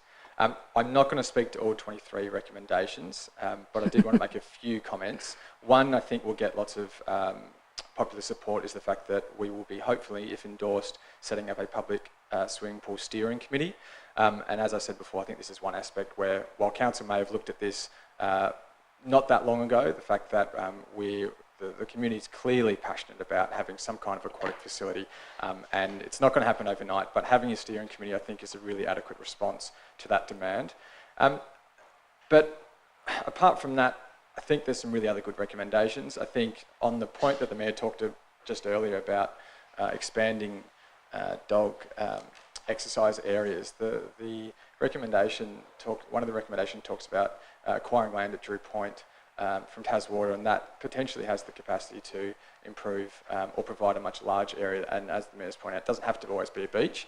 So that's a really good recommendation. But broadly, it's about improving the facilities that we have.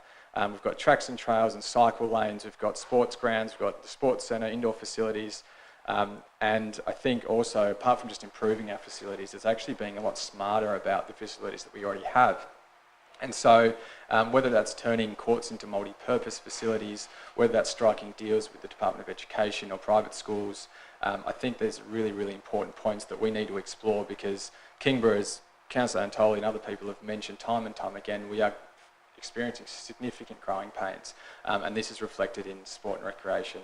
And you talk to clubs, you know, like the Kingborough Lions, and they just say they haven't got capacity. Woodbridge Soccer Club haven't got, they're growing at a rate of knots. So this is absolutely warranted that we become a bit smarter with what we do, and also look to expand into other areas to make sure that we're meeting demand from community members.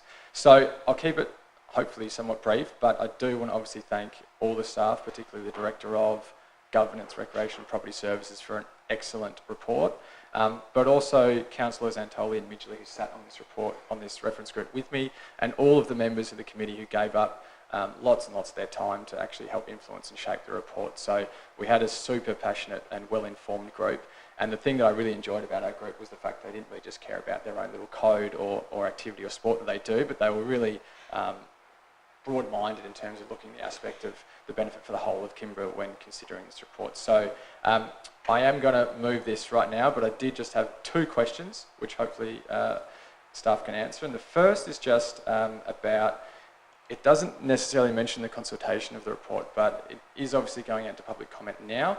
So how might the public go about giving council feedback once it is, if it is endorsed? Mr. Smee.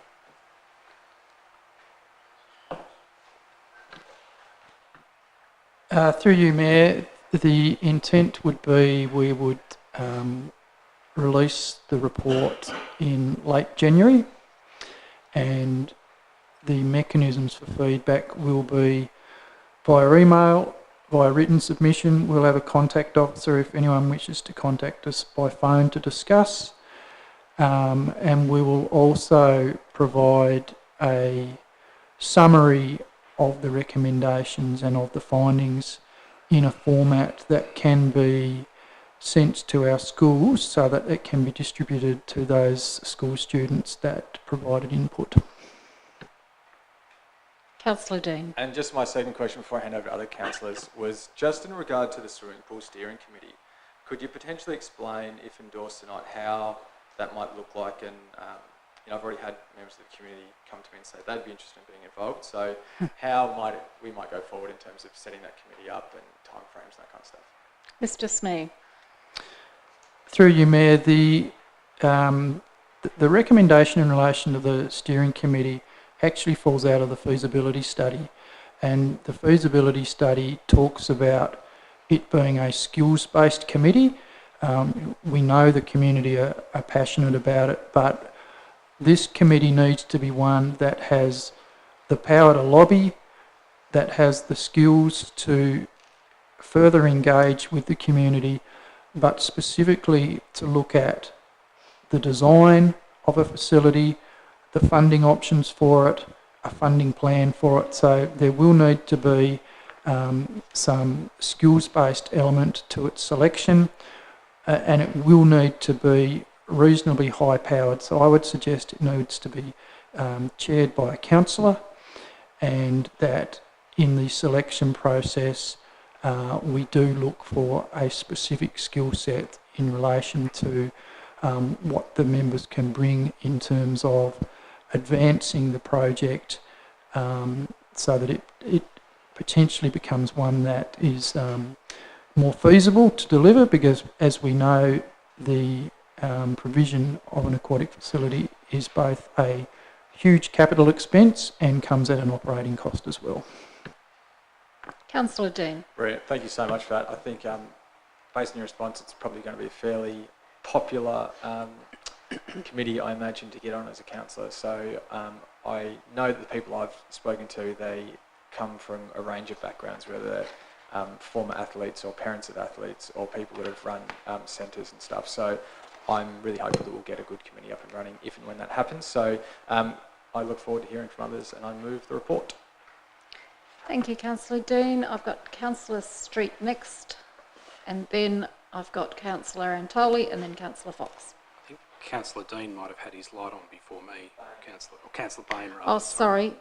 Beg your pardon, I didn't see that because it went off again. Councillor Bain, then Councillor Street, then Councillor Antoli, then Councillor Fox. Thank you, Mayor, and thank you, Councillor Street.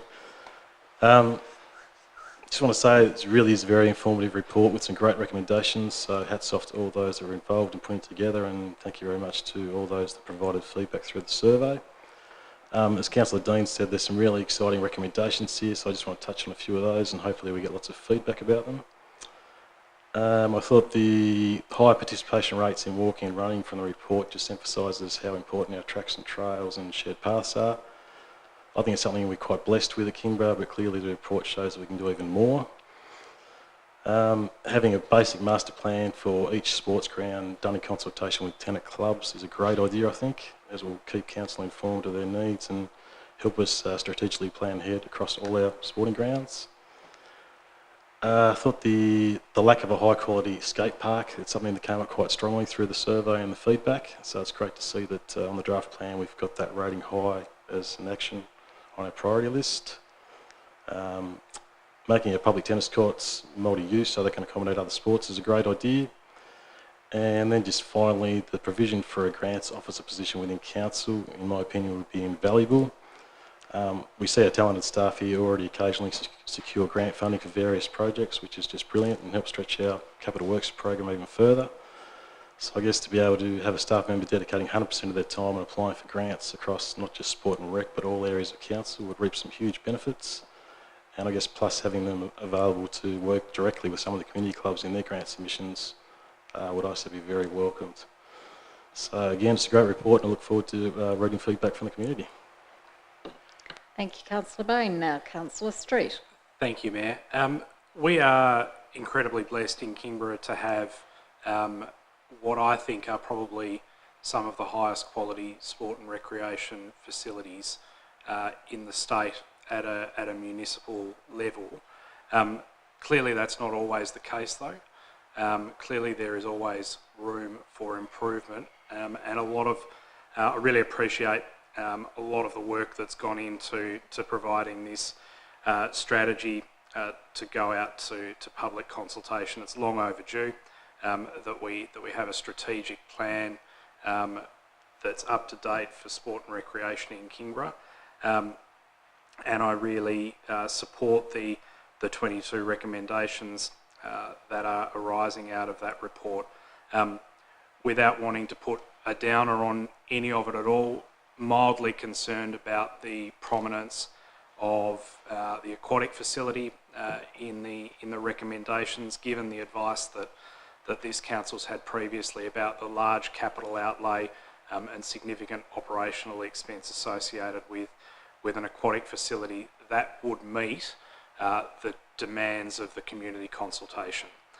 Because invariably the demands of the community consultation when we've seen it are that it be a full-size facility, and we have seen across southern Tasmania just how difficult it is for local government to support those facilities. So I just urge some caution around that and hope that everybody involved is really realistic about what we can achieve in that space given the cost constraints that council has and the fact that we actually want that facility to be accessible if it ever eventuates. We don't want cost to be a prohibiting factor, especially when there are other facilities.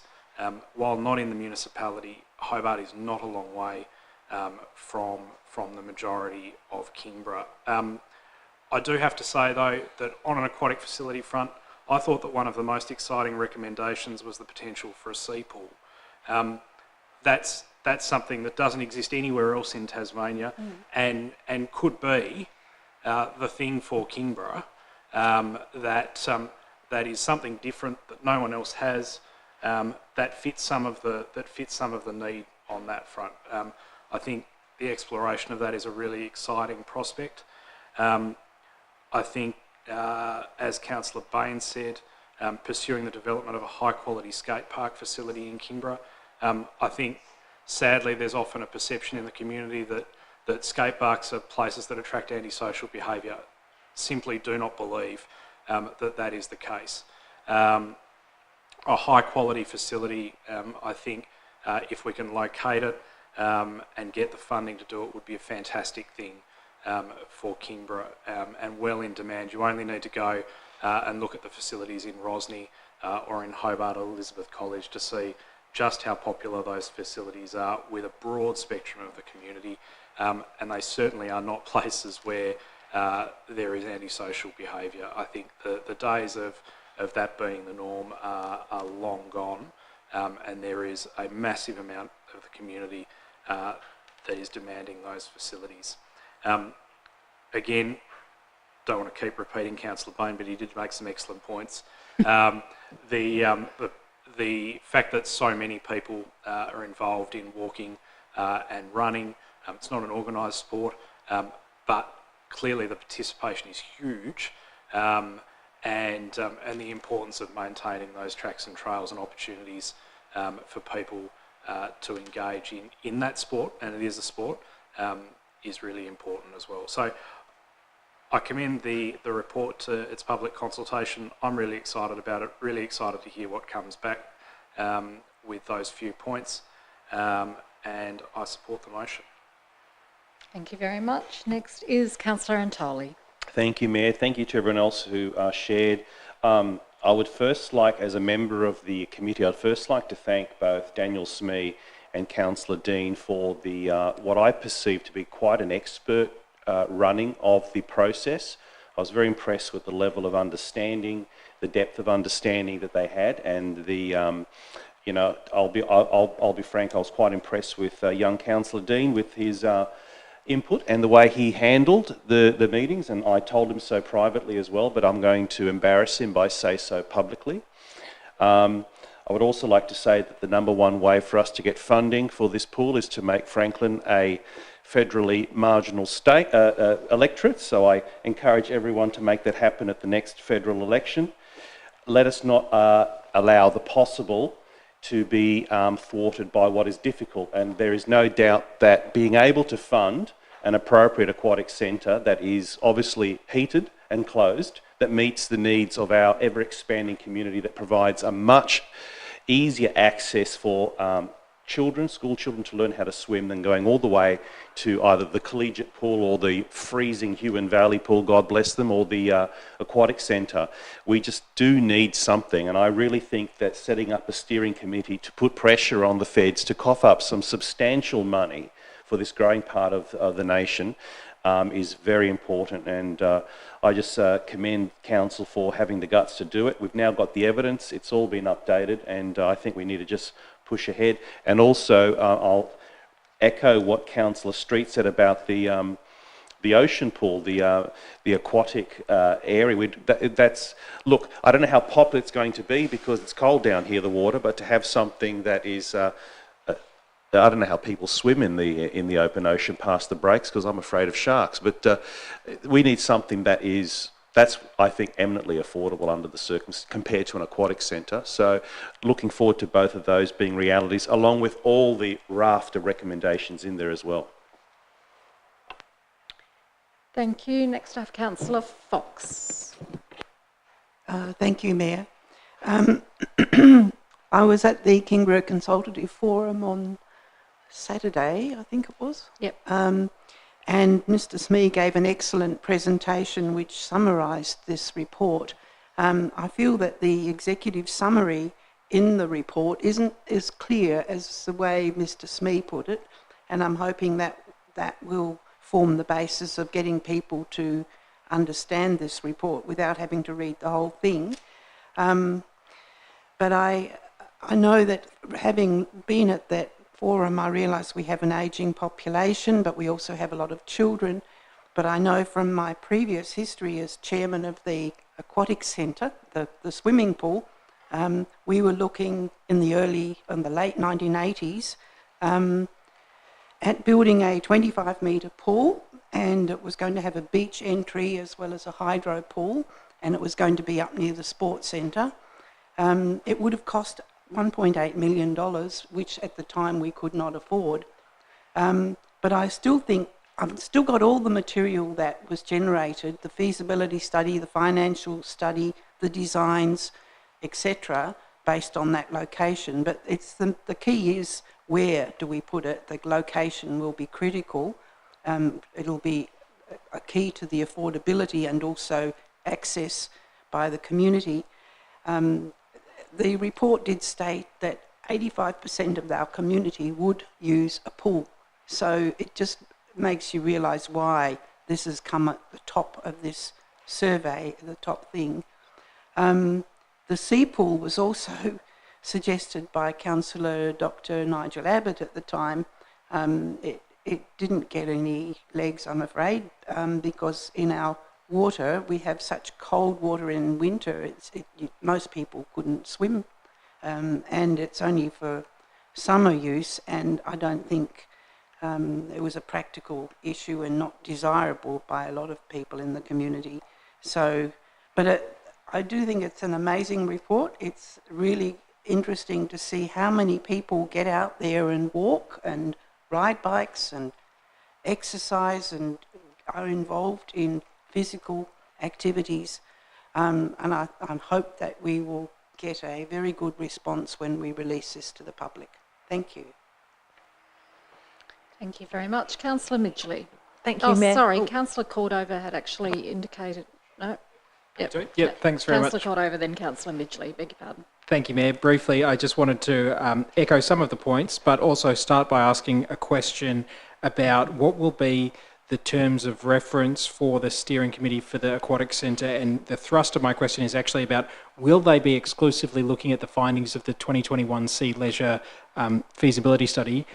Will they be constrained in any way from either suggesting, like I'm concerned that they'll just look at a 25 metre, or they'll just look at a, will they be able to look at the full range of, 50 metre or hydro pool, or as it was listed in the Sea Leisure report?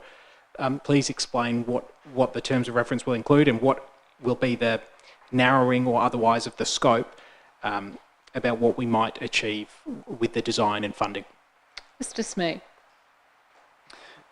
Through you, Mayor, we obviously haven't developed terms of reference yet. They would need to be developed and endorsed by Council, but I would envisage that the terms of reference are reasonably broad, wouldn't just be constrained to the previous feasibility study, that we would be entertaining all options, exploring all possibilities.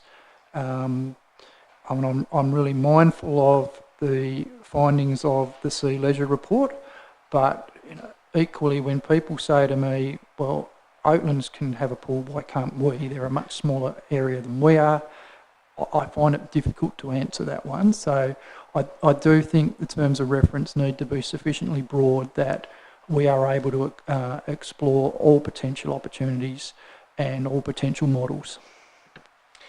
Thank you. That's wonderful to hear. And through you, Mayor, I just want to lend my voice in fierce support of achieving an aquatic centre within the near future. I'm really pleased to see that there's been ringing endorsement from around the table tonight, and I really do think that there's so many opportunities economically, socially, and of course the health and wellbeing benefits that we'll receive, that I hate to think that we will constrain our thinking just because of the story that Councillor Fox tells about how it used to be 1.6 million.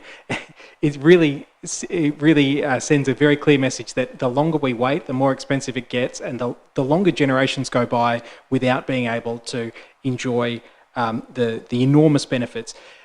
I look at Ariane Titmus. There's a reason why her family moved to Brisbane and not to Kingston. And I'm not saying that we'll ever necessarily be able to achieve the same scale that Brisbane has, obviously, in terms of high performance development. But just think of all of the people whose potential is being stifled by the fact that they're unable to reach their full potential because they have to go to Hobart or to Clarence, or as Councillor Antoli pointed out, we're really limiting the potential of high performers in Kingborough, and I think that's a great tragedy. How many years have gone by where we haven't been able to help young people reach their full potential? But also more, as importantly, what really comes out from the report is the ageing demographic of Kingborough.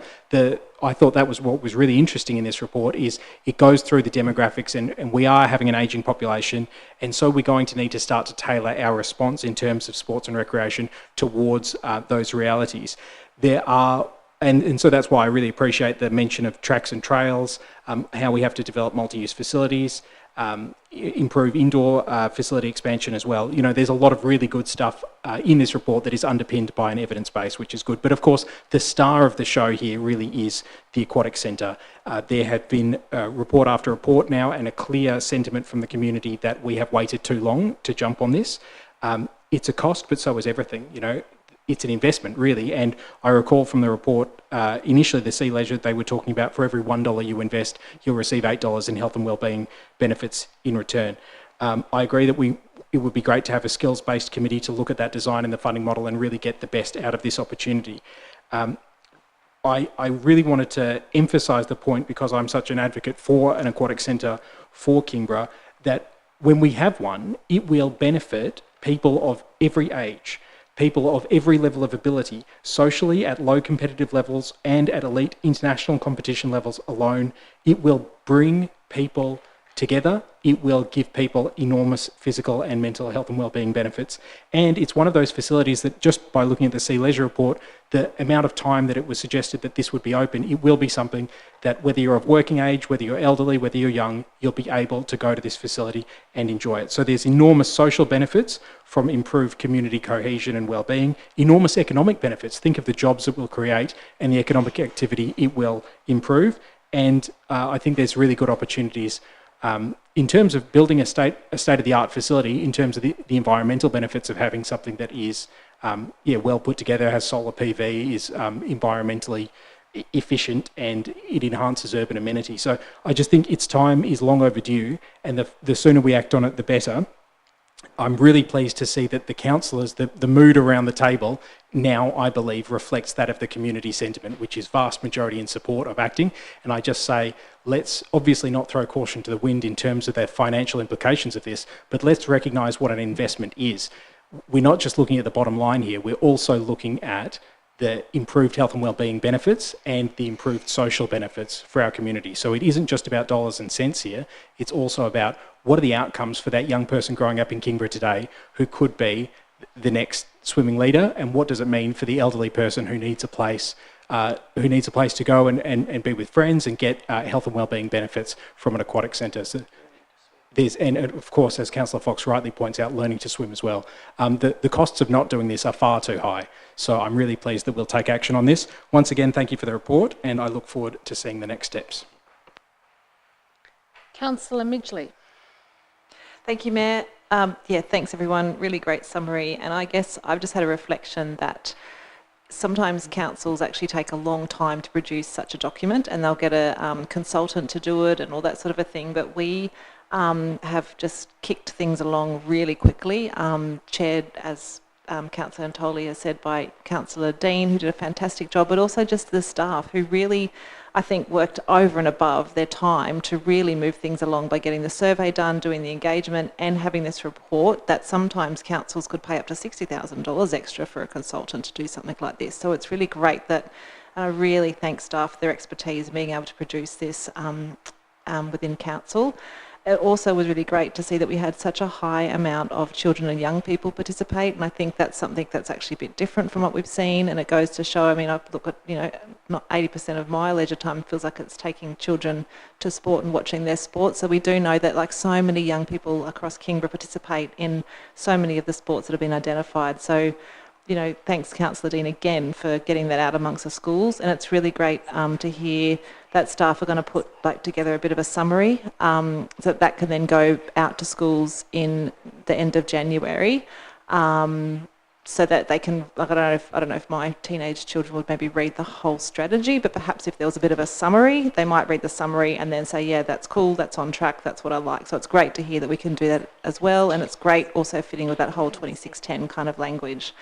So yeah, onwards and upwards. I like the idea. The cold water swimming is increasing. Our oceans are warming, unfortunately. And so, you know, we've seen in the last 5 years the amount of people that are down at our beaches in winter, cold water swimming. So there's a whole list of recommendations and they're all really fantastic. And I do echo Councillor Street's sentiments around that aquatic centre, that we do move forward cautiously around that, knowing that it will take time, and it's great that we can have a steering committee. So I look forward to, next year seeing what the community says. Thank you very much. Any further speakers? If not, I'll make a brief contribution. Can I just echo the comments of thanks to the staff, particularly Mr. Smee, who has worked very, very hard on this, but also to Councillors Midgley, Dean and Antoli for being part of the working group that have looked at this. It was great to see so much enthusiasm from our community, both in terms of people applying to be on the working group, but also through the high level of engagement with these surveys. I think that's tremendous. I'd really like to just, I don't want to be the Debbie Downer, but I do want to just give us a bit of a reality check here. It's been touched upon, because I don't want to open up the Mercury tomorrow and see Kingborough will get an aquatic centre, because we need to be realistic, and anybody who's not realistic about this could end up with egg on their face. We need to be realistic. It's great to have aspirations, but we've got a report that is already a year old, or nearly soon to be 2 years old, that told us it was going to cost $45 million to build an aquatic centre at those prices 2 years ago. So let's add on a sum of money for the increase in prices since then. We're probably now looking at about $60 million minimum just for the build. And we do have a very difficult problem here, and that is that it's very hard for us to get federal or state government funding because of the political circumstances that we are in here in Franklin. We have been trying to secure funding for the Kingborough Sports Centre, for the redevelopment, because we are literally bursting at the seams there. People come from the Eastern Shore to use the facilities at the Kingborough Sports Centre for all the different ranges of sports that take place there. And interestingly, when you look at these figures and the fact that we do have an ageing population, one of the sports that up until about 3 years ago, I had never heard of, which is now apparently everybody around my age and older is playing, is pickleball. And I think there's 10 teams playing at the sports centre now. They could practically double that because there is such a strong demand for people to play pickleball. We can't accommodate that. So I think that we need to look at issues like that, and we have been putting the case to all different people at different political levels for a couple of years now, certainly since I've been mayor, because we do have a very sound case for that development and we cannot get a cent towards it. So if by some miracle we got $60 million for the aquatic centre, I would be very surprised. But that is one part of the equation. The other difficulty that we will have is that we would have to increase the rates for every house in Kingborough by about 3% in order to fund the losses that an aquatic centre would make, both the operating costs and the depreciation. So if you're happy collectively to go out to the community and say, in a few years' time, once we've built this centre because we got a win in the lotto and we got $60 million, by the way, your rates will go up by 3% to help us fund the recurrent costs, then by all means go ahead and support it. I'm glad we're having a working party. I'm not trying to be the Debbie Downer, but this is the reality. And I don't want us to get the community really, really excited that we're going to get a pool when these are the logistics of it. And when the Deputy Mayor and I have school students in here and we take them through mock debates as to what it would be like to be a councillor, we've put the notice of motion about, would you like a swimming pool? And when we give them some facts about how much it would be and all that, and then we ask them to vote, surprisingly, the majority of them say, oh, well, no, don't worry about it, we'll go to the aquatic centre in Hobart. And we're talking grade 4 kids. So, because they think the figures sound so big. So I just want to look, I think there are some wonderful things in here that we've totally just not even looked at tonight. I'm really keen on the partnerships with schools. I think that's a really solid way to use community facilities more in a more effective way. I love the fact that there's a disc golf facility being put in at Taroona High School. That hasn't got a look in tonight. I do like the idea of a pool somewhere, a seawater pool. I think that would be very, very novel and a point of difference for us. So I think there are wonderful opportunities. I look forward to the public commentary around this, and I commend the strategy. Now, who moved? Councillor Dean, would you like to sum up? Thanks. Only just to, I guess, make the point that a lot of this debate, and I really thank, because I didn't want to go through every single recommendation, there are 23, and I know a lot of this debate is focused on a steering committee for a potential pool, of which we have no idea what the makeup of that pool may be, how it's going to cost, etc. But there are 22 other fantastic recommendations.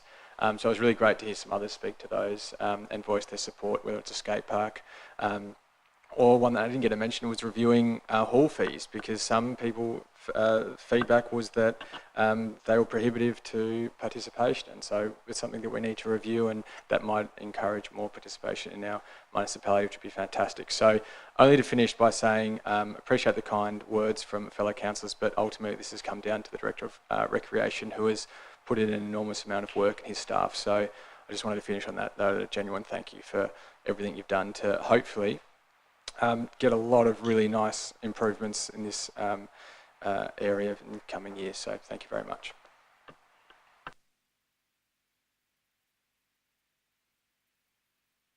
I'm going to put the motion now. It is moved by Councillor Dean and seconded by Councillor Midgley. All those in favour? Aye. Against? The motion is carried unanimously. I'm going to call a short recess because we still have a number of items on the agenda, but if we can be back here by 7:27, so you've got 5 minutes, that would be terrific. So for those watching at home, we'll just have a quick comfort break and we'll be back with you in 5 minutes.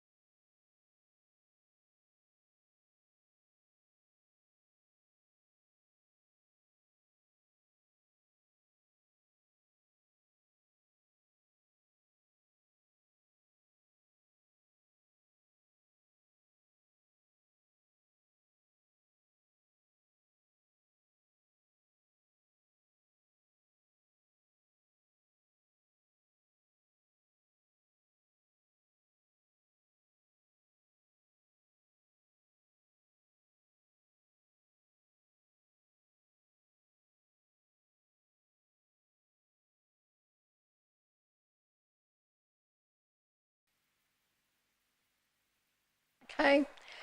Thank you very much. The recording has restarted. General Manager? Confirm, Mayor. Thank you. Welcome back. And for those who are watching on YouTube, thank you for your patience while we just have a quick break. We're now at page 83 of the agenda. The issue is Mills Reef Park with a recommendation on page 85. I'm looking for a mover and a seconder, please. Moved Councillor Gladwright, seconded Councillor Fox. Councillor Gladwright. Thank you. So the purpose of this report is to consider requests from the Bruny Island Community Association in relation to Mills Reef Park at Alonna. The recommendation is that Council agrees to accept management and maintenance responsibilities for Mills Reef Park and adds the facility to its asset and insurance registers.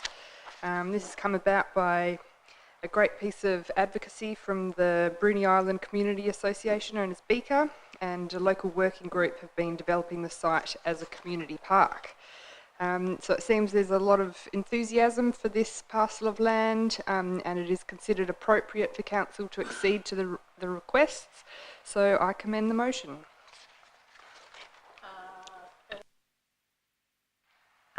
Further speakers, Councillor Dean.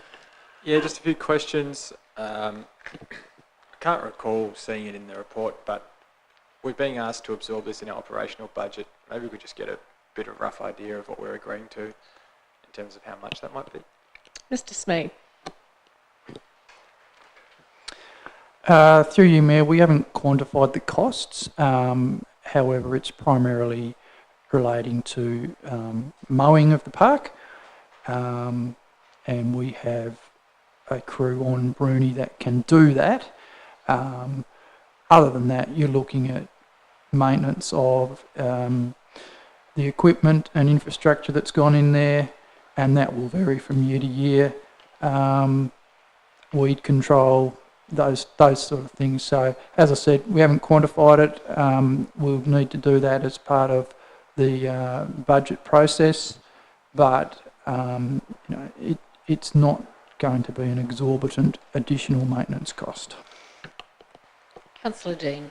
And for those of us who are perhaps not regular Bruny visitors or not of late been past, I guess, the pub, could you tell us what the current state is of what has currently been established at the park? Mr. Smee. Through you, Mayor. So to date, the community have put in some. They have done a landscape plan. They've done some plantings. They've put in a barbecue shelter, and there's been some paths put in. And as council will be aware, there's been a request to fund some play equipment to complement what's already gone in. Councillor Dean. And just my final question, reading the report, I get the picture that we kind of have to do this, given the liability argument. Is that correct, or are there other options? Because I don't read many other options in the report. Mr. Smee.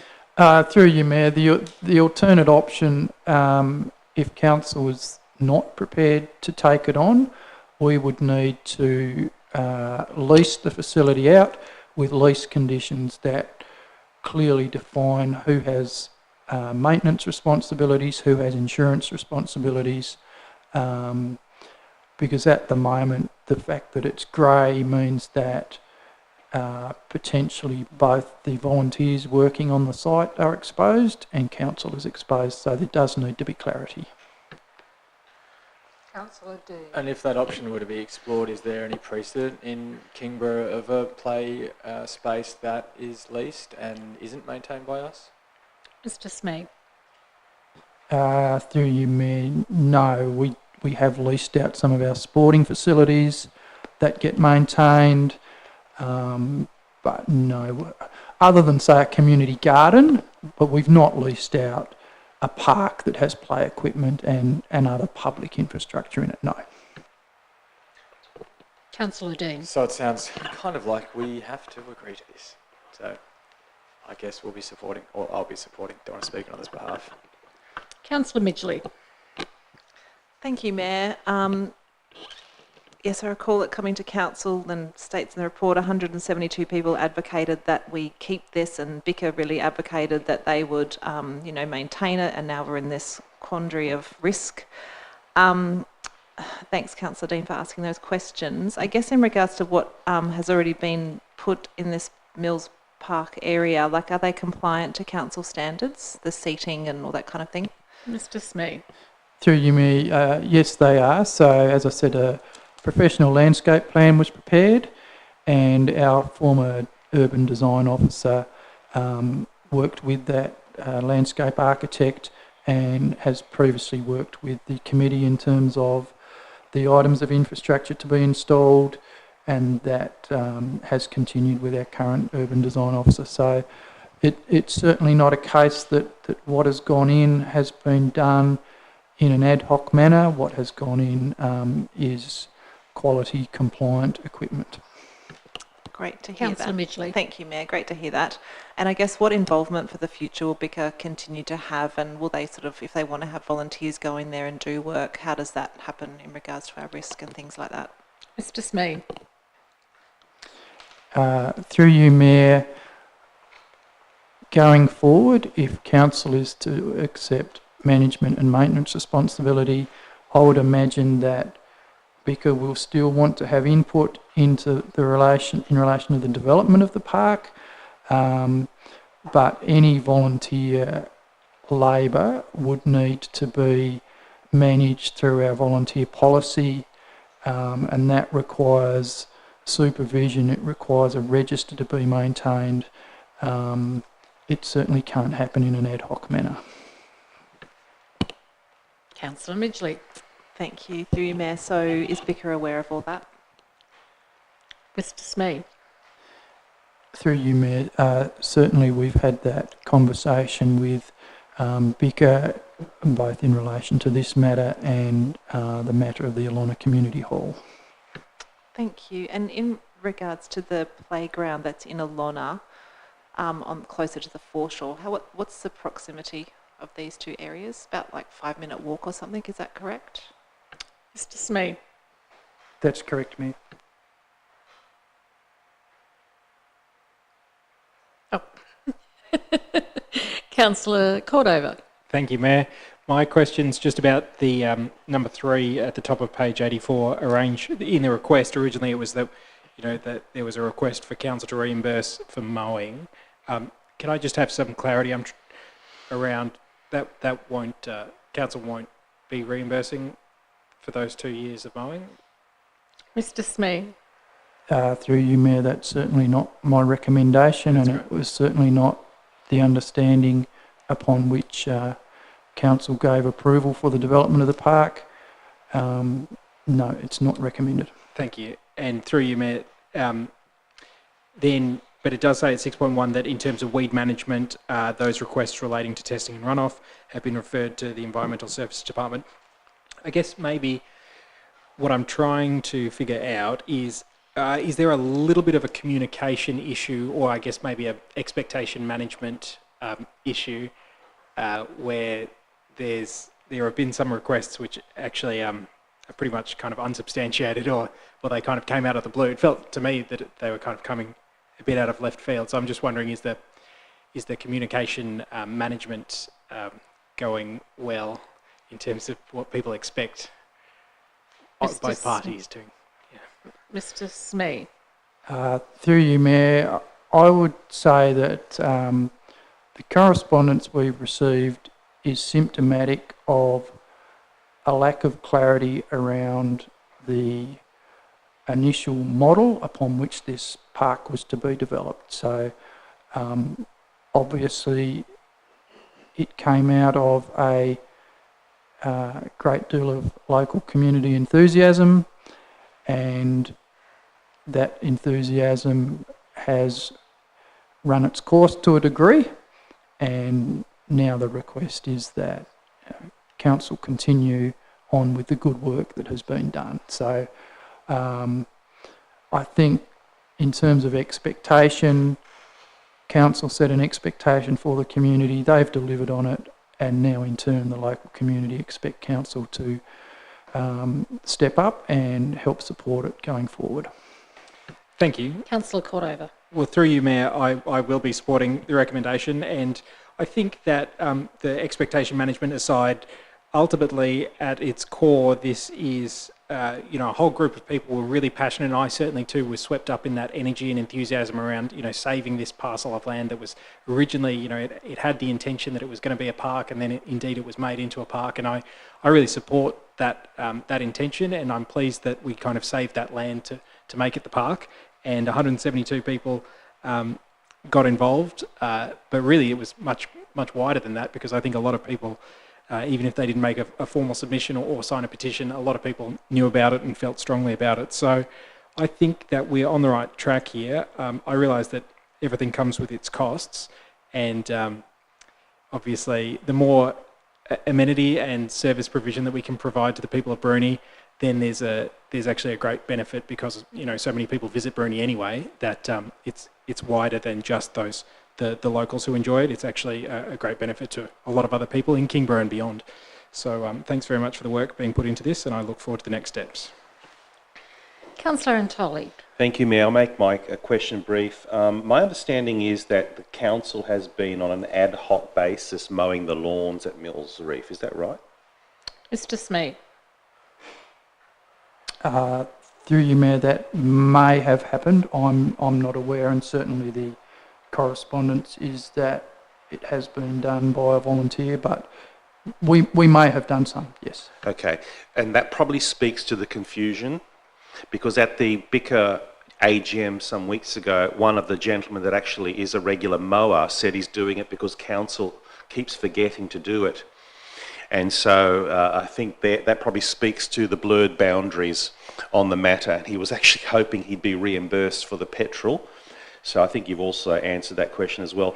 Look, I'm in support of this. My only hope is that we don't change its name. Mills Reef is the actual original Anglo-European name for Alona, and I hope it doesn't get changed and expunged as to be called Alona Park or something like that. It'd be nice to just sort of keep some of that recognition in there, but I do support it being taken over and us ending the tug of war. Thank you, Councillor Antoli. Any further contributions? Councillor Gladwright, did you want to sum up? No. I'll put the recommendation. It's moved by Councillor Gladwright, seconded by Councillor Fox. All those in favour? Aye. Against? The motion is carried unanimously. Come now to page 86, Spring Farm Connection Track, with a recommendation on page 88. Looking for a mover and a seconder, please. Councillor Midgley. Moved Councillor Midgley, seconded Councillor Cordova. Councillor Midgley. And put your speaker on. Sorry. Rightio. Well, this is an excellent report and also opportunity as well, because this Spring Farm Connection Track would have been lovely to have been done by the developer, but unfortunately it didn't happen that way. So it's we know connection tracks are so important because we want to get people as we can using active transport, so they can scooter, cycle, walk, and we've just seen in our sport and recreation strategy proposal that that is such a growing interest for our community members. And I guess though what we're looking at here is that the purpose of the report is to recommend an allocation of funds as a co-contribution to the $350,000 grant application. And thanks so much to staff. Like, we've been so successful for so many grants this year that contribute to our tracks and trails and cycling network. So it's so fantastic that we have this opportunity. We've applied for that, and we're now seeking a further council contribution of $237,000 to complete the project from the public open space account. If councillors recall, I have asked questions regarding that public open space account, which isn't as flourishing as it has been when I first started on council, but we have been doing really awesome projects, and we can see a really great examples of where that public open space account has been used across our municipality. So that is what the recommendation is asking for, an allocation of $237,000 from the public open space account towards the development of a trail connection between Spring Farm Estate and the Kingborough Sports Precinct, noting as well that we still have some land that we are trying to sell in Taroona, and hopefully that will have a sale price of $300,000. I guess just a question around that is, how is that going? Do we actually have that kind of sale happening at the moment, or how's that kind of looking, I guess? Mr. Smee. Through you, Mayor, we don't have a contract of sale on the property at the moment. I'd suggest that our next step may be a sale by tender as opposed to just leaving it on the open market. And I'd also point out that there are other parcels of land that Council have approved for sale that will also top up the public open space account, in addition to the contributions we receive through regular subdivisions. Great, that's all good to know. But yeah, I think, you know, that area, we know Spring Farm, Whitewater, we have councillors who live around that area. They know that that area is growing so much, and it is such a great needed track, and for even young people to be able to walk to school or cycle to school, like, it's just such a great connector track. And the more we build those connectors, the more that we'll have an increasing number of people in our sport and rec surveys saying that they walk and cycle and things like that. So I look forward to other councillors' contributions. Thank you. Next up, got Councillor Antoli and then Councillor Fox. Thank you, Mayor. I had two thoughts when I read this. The first was, well, this is going to be a great track to the eventual high performance centre that we hope the AFL and the state government give us for the area, which is on the public record. And my second thought was, this is a very expensive 450 metres, so I'm just trying to understand if someone could explain to me a little bit about the demographics there or the geography there, about why it would be so expensive for what I thought would be just a gravelled path or something like that. Mr. Smee. Through you, Mayor, it's to do with the topography of the site. We have to go up what is a reasonably steep hill, so it needs switchbacks. It needs some retaining structures for the track, but the main cost comes in, we've got to cross the Whitewater Creek, so there's a bridge, and bridges don't come cheap. Councillor Forgive me, Antoli. And I was just going to say, thank you for that explanation. I am in full support of this, and I think it's going to be a great addition to the area. It's going to be great for those people that live there in that yet to be fully occupied part of the subdivision, and great enhancement to access to the sporting centre, which is needed.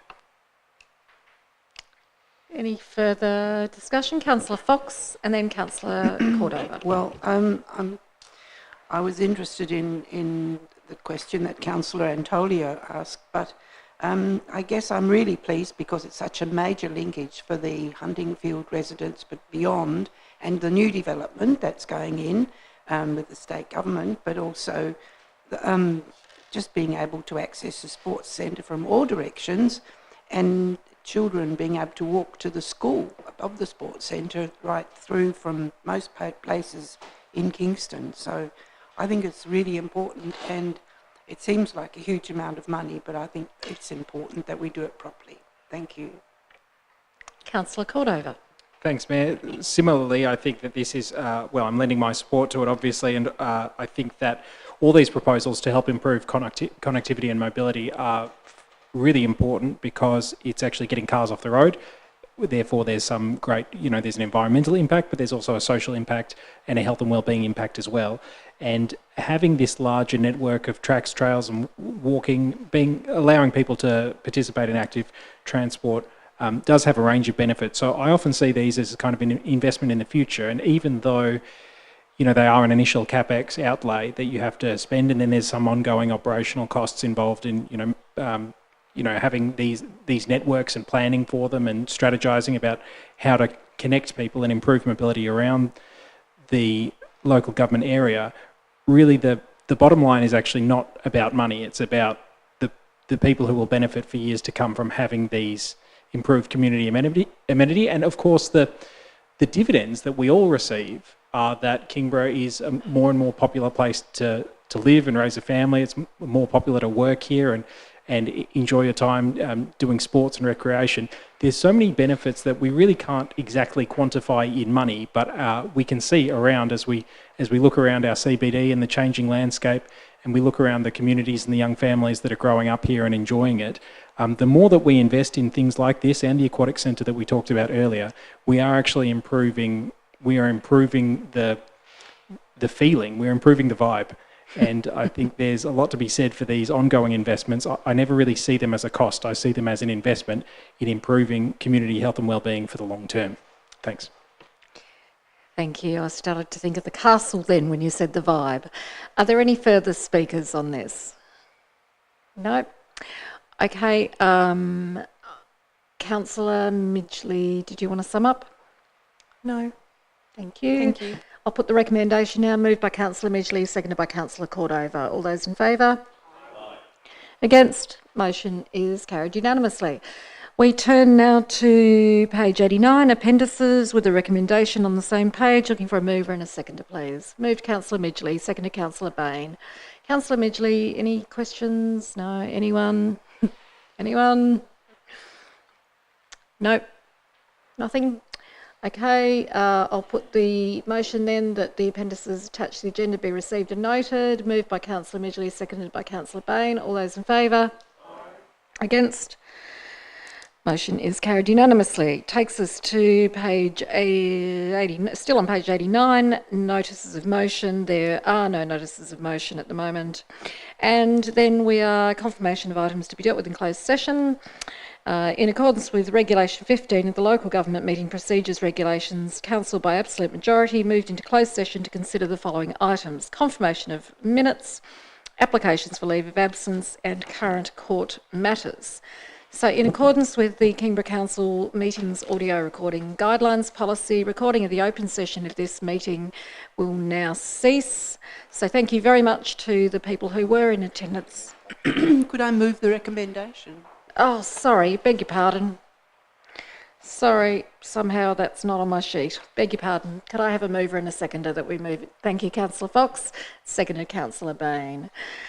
So thank you very much to those people who were in attendance earlier and to those who have watched along at home. This concludes the open session of Council. Oh, God. I'm not thinking about going home at all, am I? Okay, right. We didn't actually put that. So we had a mover in Councillor Fox, a seconder in Councillor Bain. All those in favour? Against? Don't anyone vote against it, please. Thank you. Motion is carried unanimously. So now I'm pretty sure we're right now, good to go. Okay, my apologies. That is a thank you to everyone who's been watching along at home. Open session of council now adjourns at 7:50 p.m.